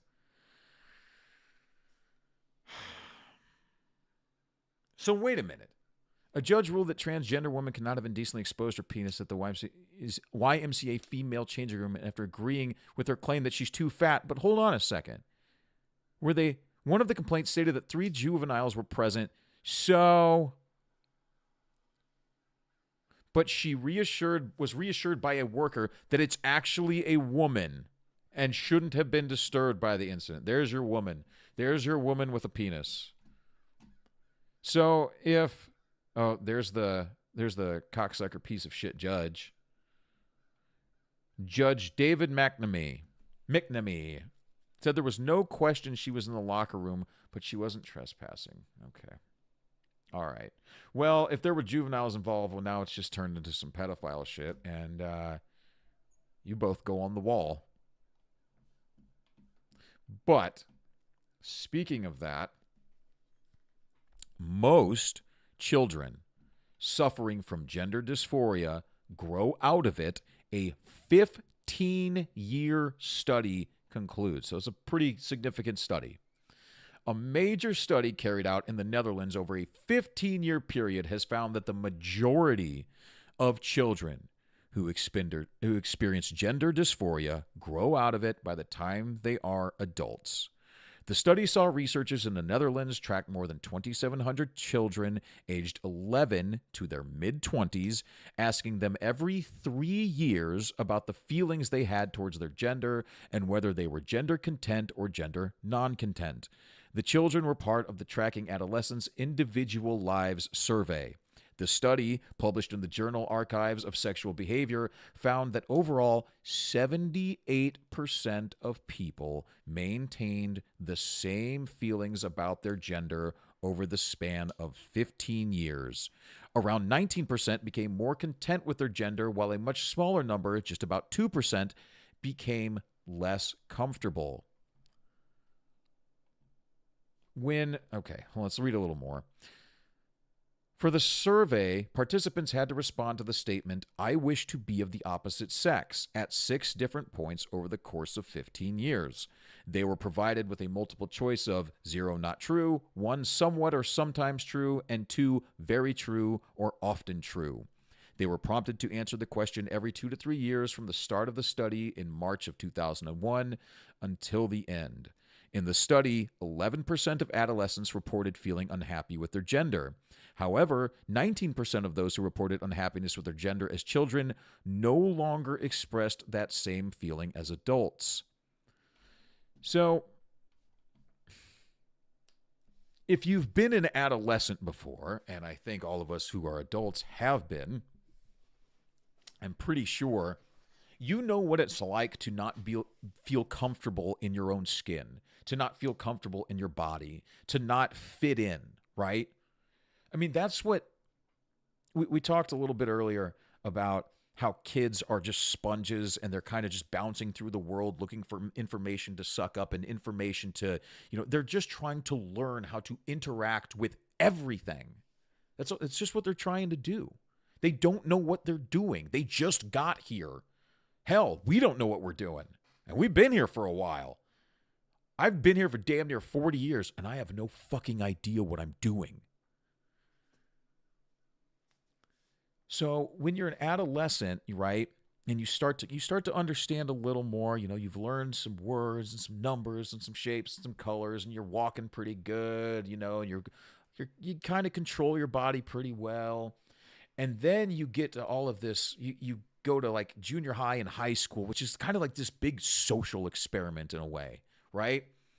Just all of these adolescent minds who just are trying to understand the world, coming up with all these crazy ideas and talking to each other and fitting in and forming cliques and going here and going there. And some are jocks and some are nerds and some are in between. The goth kids, the cool kids, whatever you want to call it, right? Everyone's just trying to fit in. Everyone's just trying to find their place in the world. And kind of like our whole lives are like that, right? We're just trying to find our place in the world. We're just trying to fit in somewhere. So when you have something, when you get a movement, any movement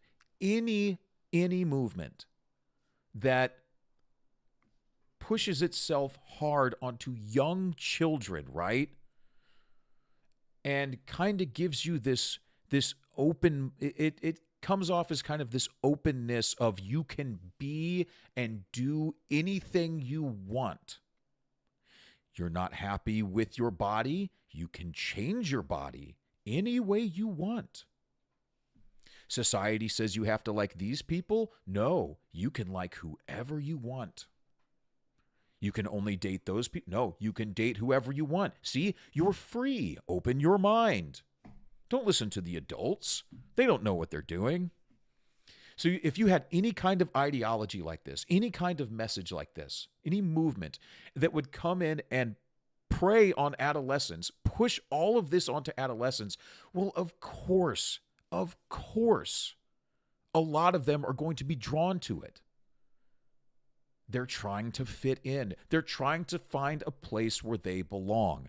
And you have this movement come in that says you can do whatever you want and we accept everyone. You belong here, right? Of course you're going to get a lot of people who sign up for that. Of course. That's just part of being a teenager, an adolescent, someone going through puberty. But your hormones are so all over the place and you still know so little about the world. It gets to a point, right, where it's gotten so extreme. There's nothing wrong with fitting in, and there's nothing wrong with being part of a group or a clique or a club or whatever. But none of these things in the past have required making a life-altering permanent decision, right?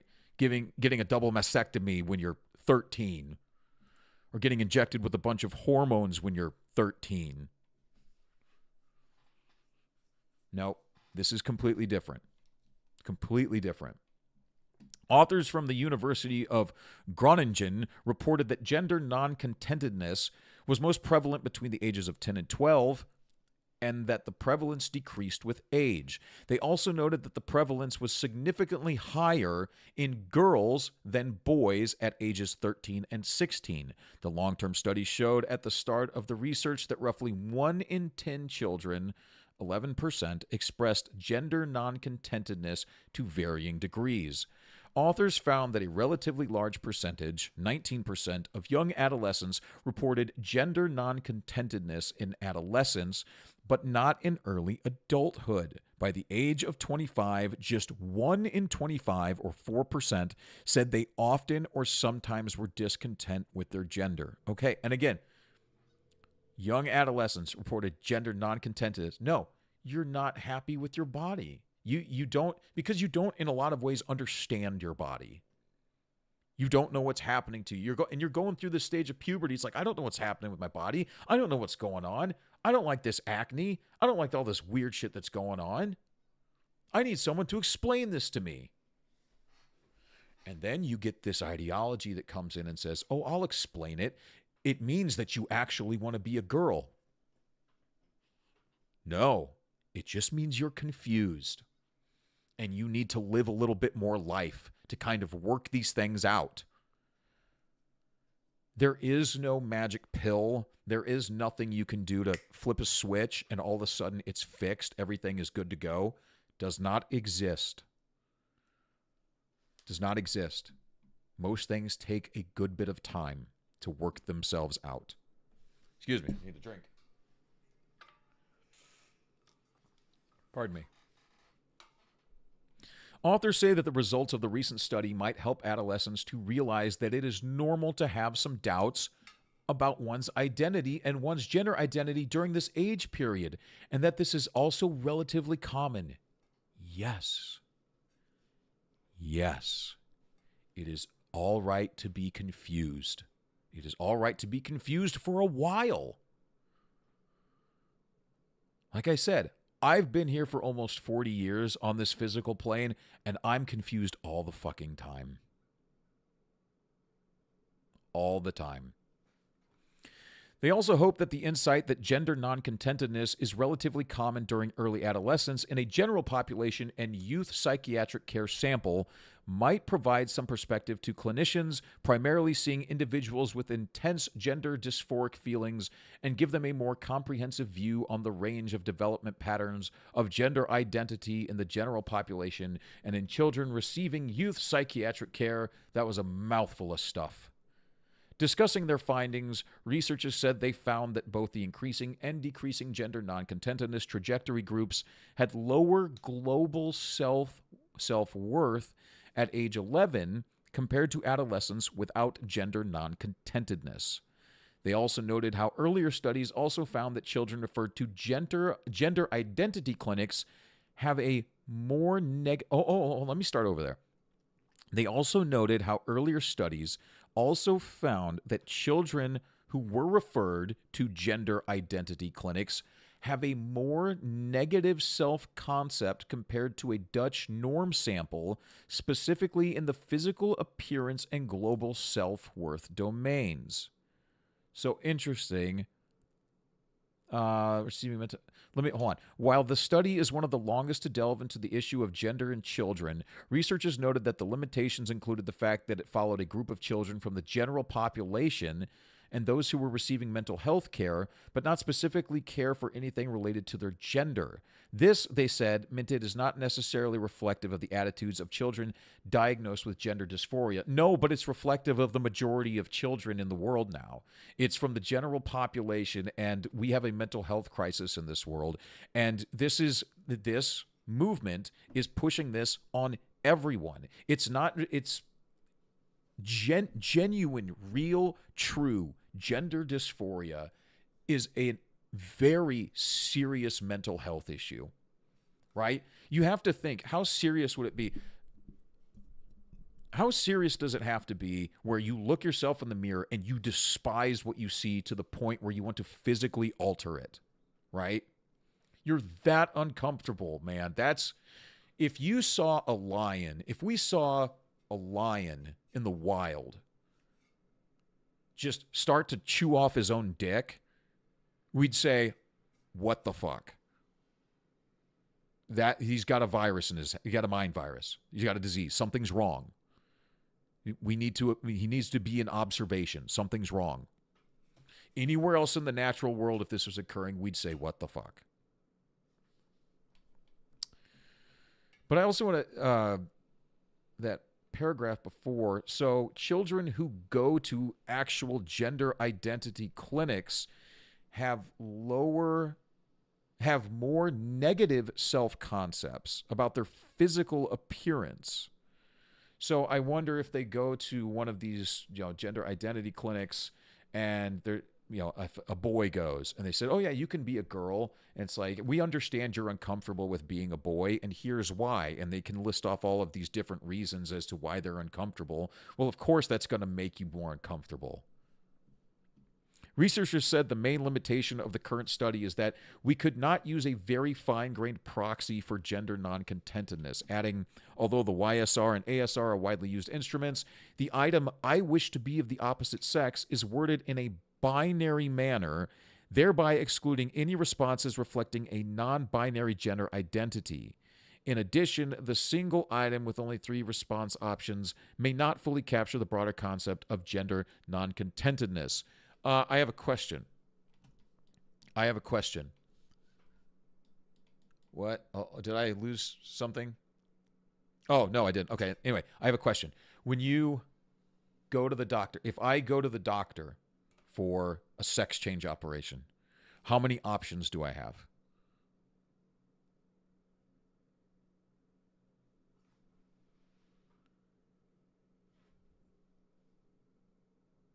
How many options do I have? You can go in. If I'm a male, I can say, I want to be a female. Here's what we do. Okay, we'll cut this off. We'll implant those, blah, blah, blah. Here's the hormones. There you go. I guess that's how it works. I don't know. If I go in there, I can say, well, I want to be half man, and I want to be half woman, and part unicorn, and part star child, and part apple, and maybe part horse, if you catch my drift. As far as I know, you get 2 options. Maybe I'm wrong, though. I haven't gone through the application process yet. Is he joking? Oh, boy. Did I just read that? Authors concluded that having the wish to be of the opposite sex is relatively common in this combined general population and clinical sample. Our data indicate associations between experiencing gender non-contentedness and a poor self-concept and mental health throughout adolescence. So basically, it's just kids kind of being kids, and they grow out of it.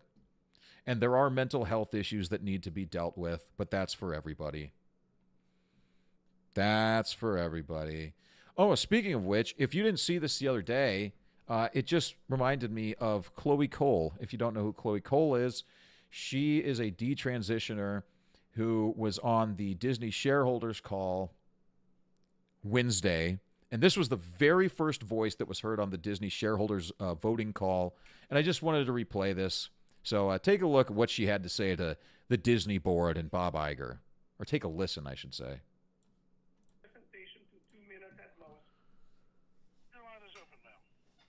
Good morning. I am Chloe Cole, patient advocate for Do No Harm, a group that seeks accountability in the medical profession. I am presenting proposal number 7 titled Report on Gender Transitioning Compensation and Benefits, sponsored by National Legal and Policy Center. Disney pays for gender transition interventions, but not detransitioning care. Therefore, the company discriminates based on gender identity under EEOC regulations. I speak from personal experience as someone who was deceived and physically harmed at a young age by gender ideology, validated by the medical industry and pushed to the masses by corporations like Disney. Influenced by modern media and social networks, I began a transition to male at age 12. By age 16, after practitioners I trusted encouraged me to take puberty blockers and get a double mastectomy, I tried to come back to reality, but it was too late. My body has been irreversibly damaged, and years later, my chest is still in bandages. My doctors have abandoned me. You doctors look and shrug. As a result, I am suing those professionals who steered me into taking these destructive steps that have permanently scarred me. But Disney, in its arrogance, has responded to our proposal by stating that I am only trying to generate attention for a limited agenda. Mr. Iger, Disney, under your watch, is pushing the limited agenda of gender ideology.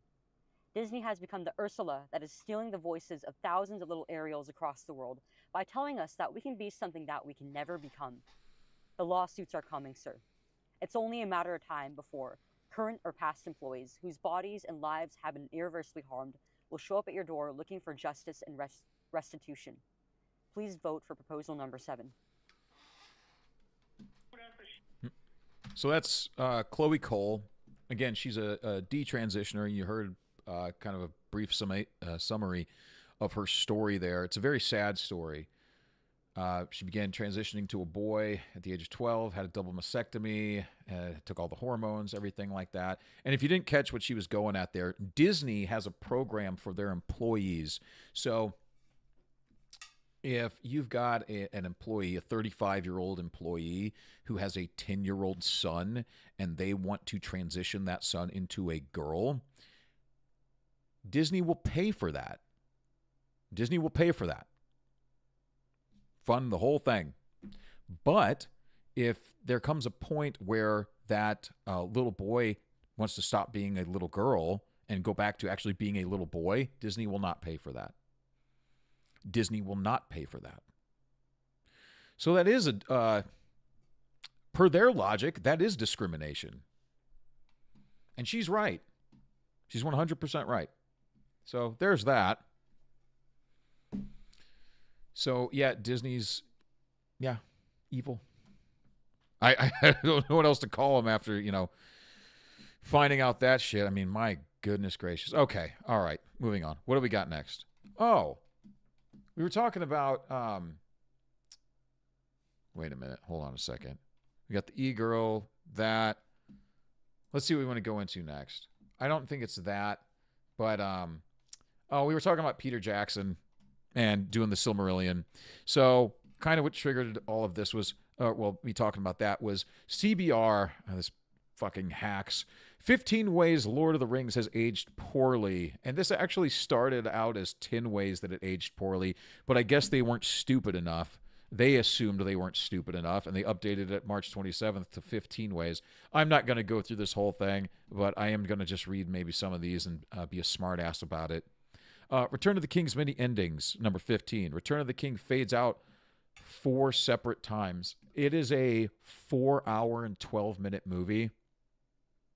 And the endings are, I think, like a total of 20 minutes, something like that.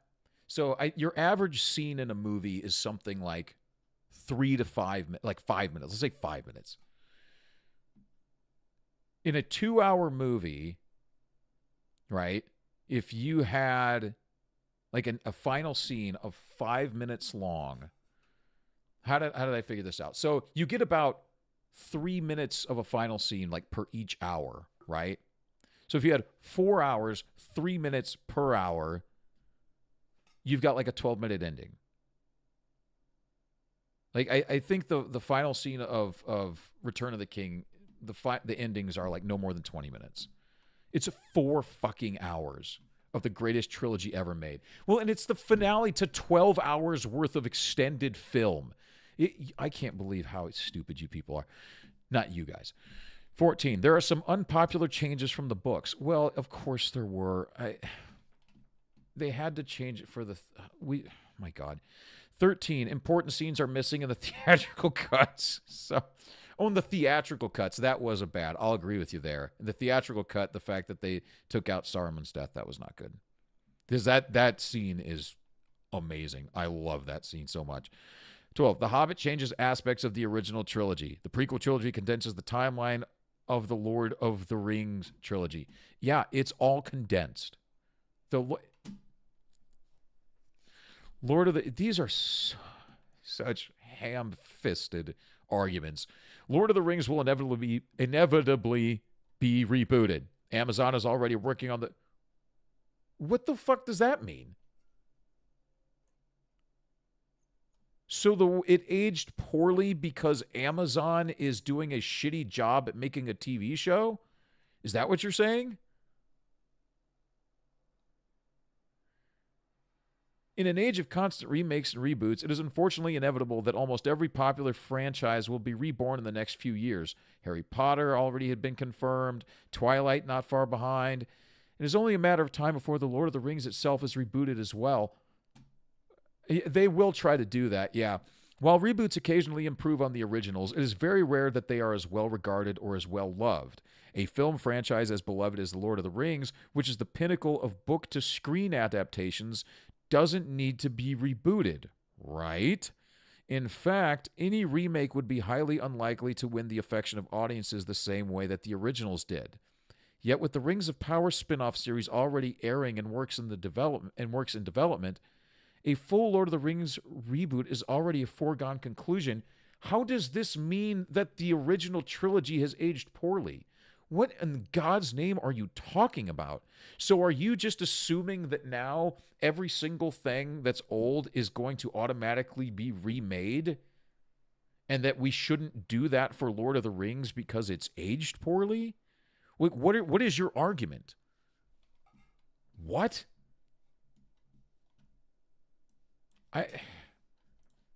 This is why websites like yours are failing. Elijah Wood's acting in some scenes is awkward.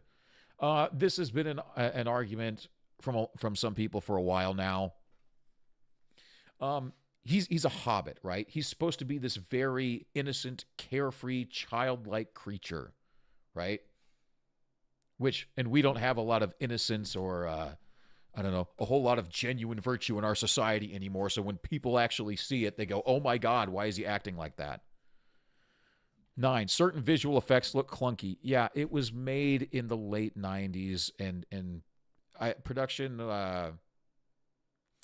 took 7 years start to finish, and they actually developed their own CGI program. So Peter Jackson and them, they actually built their own CGI program for everything that they did in Lord of the Rings, especially for the like the individual characters and the NPCs and stuff like that, all the different soldiers and whatnot. So a lot of it still holds up to this day. This scene right here that they're referencing, yeah, that looks really bad.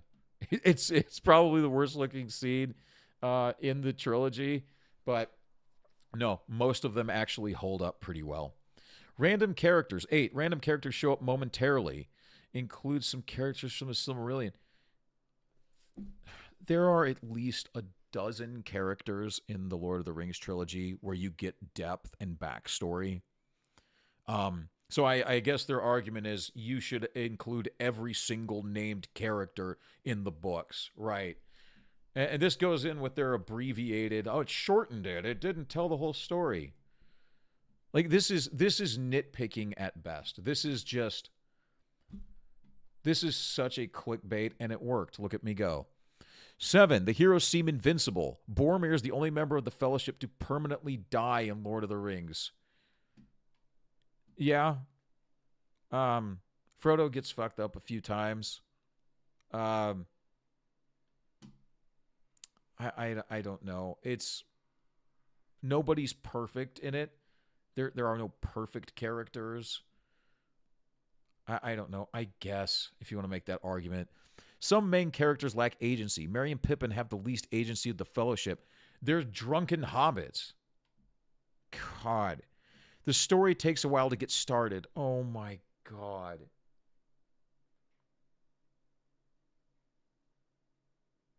Let's just I'm sorry I even opened this. Let's just get through this. 4, the Lord of the Rings movies lack diversity. Oh, God. Of course, imagine what they'll look like when they remake them. The final scenes in The Return of the King needed more words. No. Some races have been typecast. No, you're just bigots who look for race in everything because you're the actual racists. Number 1, Tolkien's world features very few women. Okay. Except, like, the most powerful being is Galadriel. Okay. And Eowyn is just like a beautiful, she's... I guess I don't know. I don't know what to say. It's like an argument that's too stupid. You don't know how to respond. You just kind of sit back and you think, what the fuck are you talking about? Okay. All right. Let's see what else we got. So I'm probably going to wrap it up pretty quick here. But because the theme of this episode was the end of the world, let's get into some of the end of the world stuff real quick before we go. Okay? So, you may know this, but there's a solar eclipse, a full solar eclipse tomorrow. It's like saying you hate drinking water because it's too wet. Like, no fucking dur. Right. No fucking dur.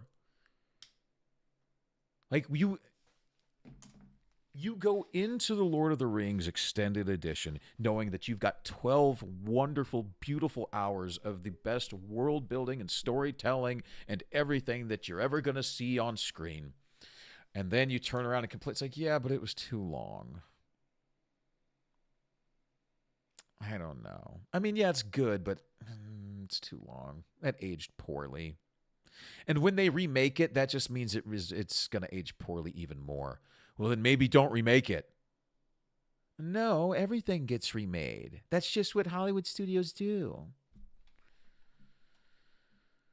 Fuck. They're going to remake it by physical media. All right. So we spoke about the solar eclipse, the full eclipse that's going to happen tomorrow, and you can find the plotted the track of it online to see if you're in line or see if you can drive to see it and everything. And I'm not going to go drive to see it. I'm not going to do that. But people are losing their minds.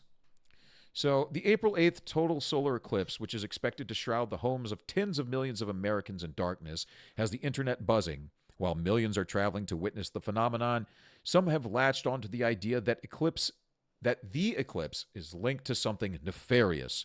Conspiracy theories linking the eclipse to a portal opening and a sex magic ritual have spread widely, as has an assertion that the sun and moon aren't actually aligned. This is my kind of stuff. I love these wild conspiracy theories just to see what people cook up, man. Here's a roundup of solar eclipse debunks from the USA Today fact check team. Excuse me. Hold on. Claim. CERN will start up April 8th to open a portal during the eclipse. I see what they're doing. Wait, the Post is wrong about both the timing and the nature of CERN's work. CERN's equipment began operating in March, a month before the eclipse, and the technology is nowhere near strong enough to open a portal or a black hole. Okay, so they must have gone out and looked for all of the crazy conspiracy theories that they could find, and they're just saying if it's true or false, which whatever. But if you don't know what CERN is this large hadron collider that's in Switzerland? Sweden? Let me look it up real quick. Where is CERN? Oh, there it is. Where's it at? Switzerland, yes. Okay. All right, so it's a large hadron collider in CERN that is designed. They're trying to smash atoms together at incredibly high rates so that they can recreate the Big Bang when the universe formed, which sounds cool, but like if that actually works, we're probably fucked. Plus, if it did start working in March, maybe it needed that much time to warm up and actually open a portal. You didn't say that, did you? Didn't think about that, did you, USA Today? Didn't think so. April 8th solar eclipse will cause 3 to 5 days of darkness. Our rating, false. Okay. The claim is nonsense. The entire planet will not go dark for days. Only those located in the narrow path of totality will experience any significant darkness, and experts said that it will last for only about 4 minutes. It's such a weird article. The claim, NASA is launching 3 rockets at 3 moons during the eclipse. R rating false. NASA plans to launch 3 rockets during the April 8th eclipse to study the effect on the upper atmosphere. Okay, that's fair. The Earth has only one moon, though many other objects, such as satellites, orbit the planet too. Who's telling you the Earth has 3 moons? Who said that? What? No, NASA is not launching 3 rockets at 3 moons. What the... Serpent's deity, the man says. Shooting the rockets at 3 moons and all the masses will be out with their glasses to watch it. Okay, so USA Today went on Facebook and found a wackadoos post. You know, some dude who's probably literally wearing like a tinfoil hat. And they said, oh, well, I bet every single MAGA Republican believes this, so we had better write an article about it. Like, you know that's how they said it. 3 moons. That's a new one. Wow. Okay. Claim. Eclipse crosses 7 cities named Nineveh crosses 2017 eclipse path in Little Egypt, Illinois. That's right. There's a Cairo, Illinois. R rating partly false. This attempt to link the eclipse to biblical locations whiffs on the details. There are 2 Ninevehs, not 7, inside the April 8th eclipse's path of totality that is shown in the post. The other 5 Ninevehs will just see a partial eclipse, like nearly all of the continental U.S. The eclipse paths do not cross in Little Egypt, but that's a large region, not a town. Well, southern Illinois is considered, like the southern tip of Illinois is considered Little Egypt. Yes, it is considered Little Egypt. That is true. Claim. A Birdman was seen days before the solar eclipse. False. The photo of a silhouette in the sky has circulated online since at least November 2016 and is unrelated to the April 24 solar eclipse. Experts say the concept of a Birdman as shown is logically impossible because the wings wouldn't support the weight. Oh, okay. Well, at least maybe they're... Let's see this Birdman. Do they even have a post of it? You don't even have a fucking picture. Your journalism sucks. 3 rockets being launched by NASA during eclipse are part of a sex magic ritual. R rating, false. The NASA rockets scheduled for April 8th will be used to study the eclipse's effect on the upper atmosphere, as they were during a past eclipse. There is no evidence the rockets are tied to any ritual, sexual, magical, or otherwise. Looks like we're almost done with this. Claim. National Guard, FEMA, hazmat teams were never activated for a solar eclipse before. Similar preparations took place in 2017 when the Oregon National Guard soldiers were deployed and 4 FEMA regional centers across the country were activated ahead of a total solar eclipse that year. The hazmat team involved in the April 8th preparations is part of the National Guard's response, not a separate entity. And finally, the claim. The sun and the moon will not be aligned for the 2024 eclipse. False. The moon, the earth, and the sun will be briefly aligned on April 8th, causing a total solar eclipse. Scientists can predict eclipses based on planetary movements. Thank you, USA Today. Thank you for debunking these wild, wild, wild conspiracy theories. But you didn't touch on my favorite one. My favorite is that when the sun is blocked out, we'll actually be able to see all of the alien motherships that are hovering just above our planet, and we will know. Then we will all truly know that we are being invaded, that we are about to be destroyed, a la Independence Day. You forgot that. Your journalism sucks. Okay. But other than that, so here's the warnings that they're feeding, that they're sending all over the United States. You know, all of these emergency declarations in towns and cities and municipalities all over. But the world is ending. As you can see, lightning struck the Statue of Liberty. And that's just one more symbol. So we've got an eclipse. We've got lightning striking the Statue of Liberty. And we also have an earthquake in New York. Did you see this? Did you hear about this? An earthquake in New York. A 4.8 registered.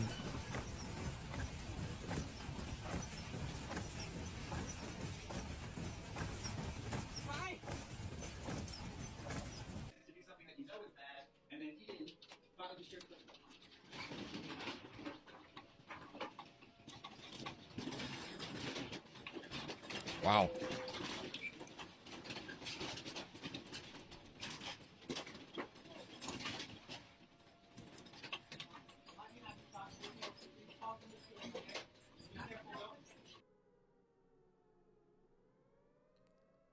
Damn. So we've got an eclipse, lightning hitting the Statue of Liberty, and a 4.8 earthquake hitting New York. It is the end times. It is the end times. I'm telling you, it is the end times. What else can prove it's the end times? Dwayne "The Rock" Johnson withdrew his support for Joe Biden. Why? Because he's a rat who sees a sinking ship. He knows the ship's going down and he's jumping. He's a rat. Fuck him. Screw him. Here's another sign that it's the end of the world. McDonald's remix menu includes a surf and turf burger. Appetizing. A surf and turf burger.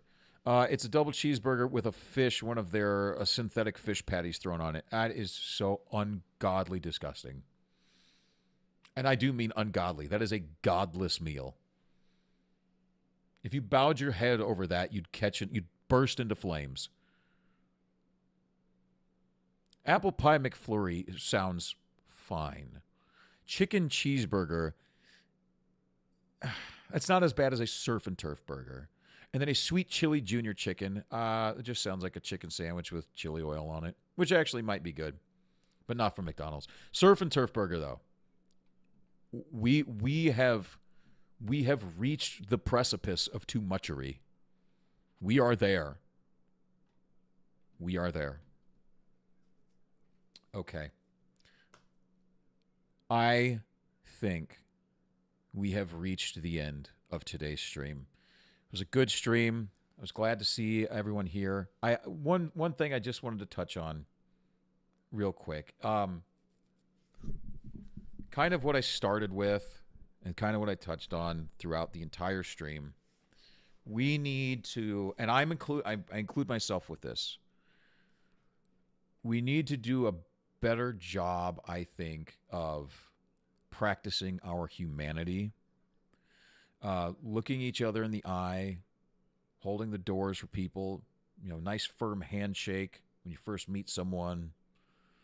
Yes, sir, no, sir. Yes, ma'am, no, ma'am.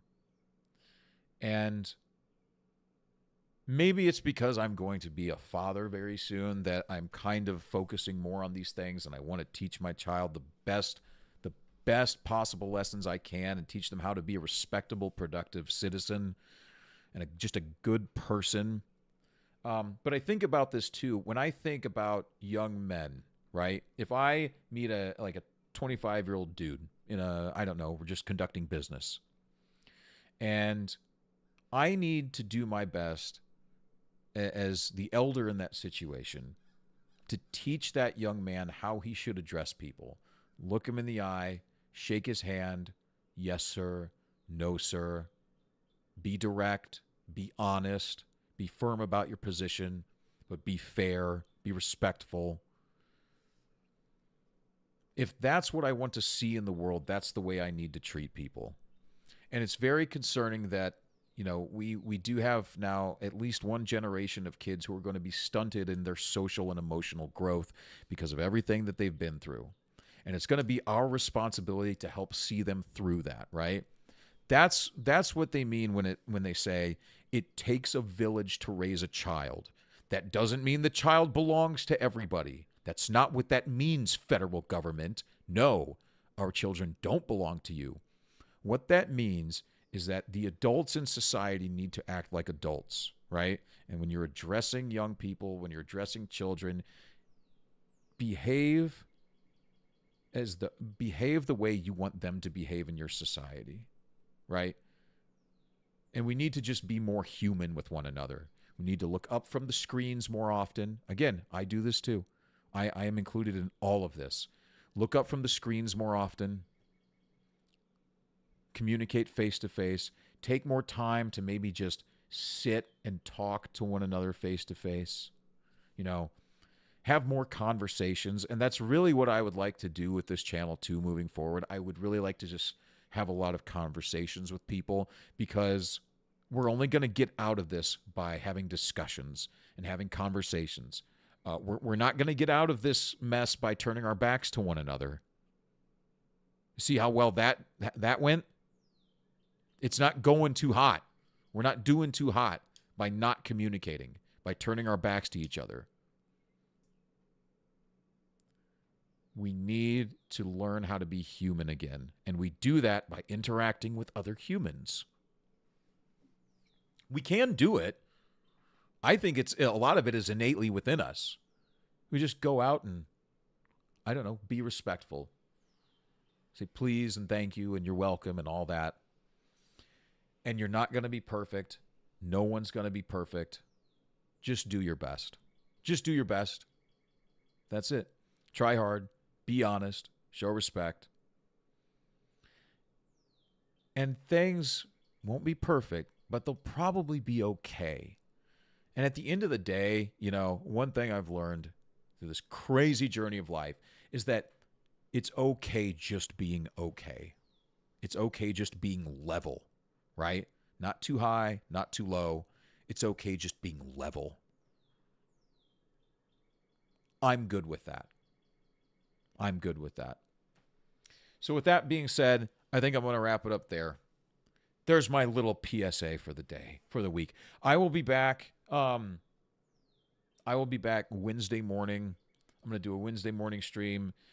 I will continue my work on my Mask of Zorro review, which is coming along, but it's coming along very slowly. When I have some more free time, and I really enjoy doing these streams and everything. So if you guys enjoyed what you heard, hit the like, hit the subscribe maybe, the notification bell and everything. And I would appreciate that, and I appreciate all the support. I appreciate all the interaction, all the messages and conversation and everything. So I really hope that you guys have a wonderful weekend. Thank you for being here. And with that being said, Florence, you have a wonderful day. Everyone else, have a wonderful, wonderful day. I will see you later. Take care of yourselves. Take care of each other. And never, ever stop telling stories, guys. We'll see you later. Take care.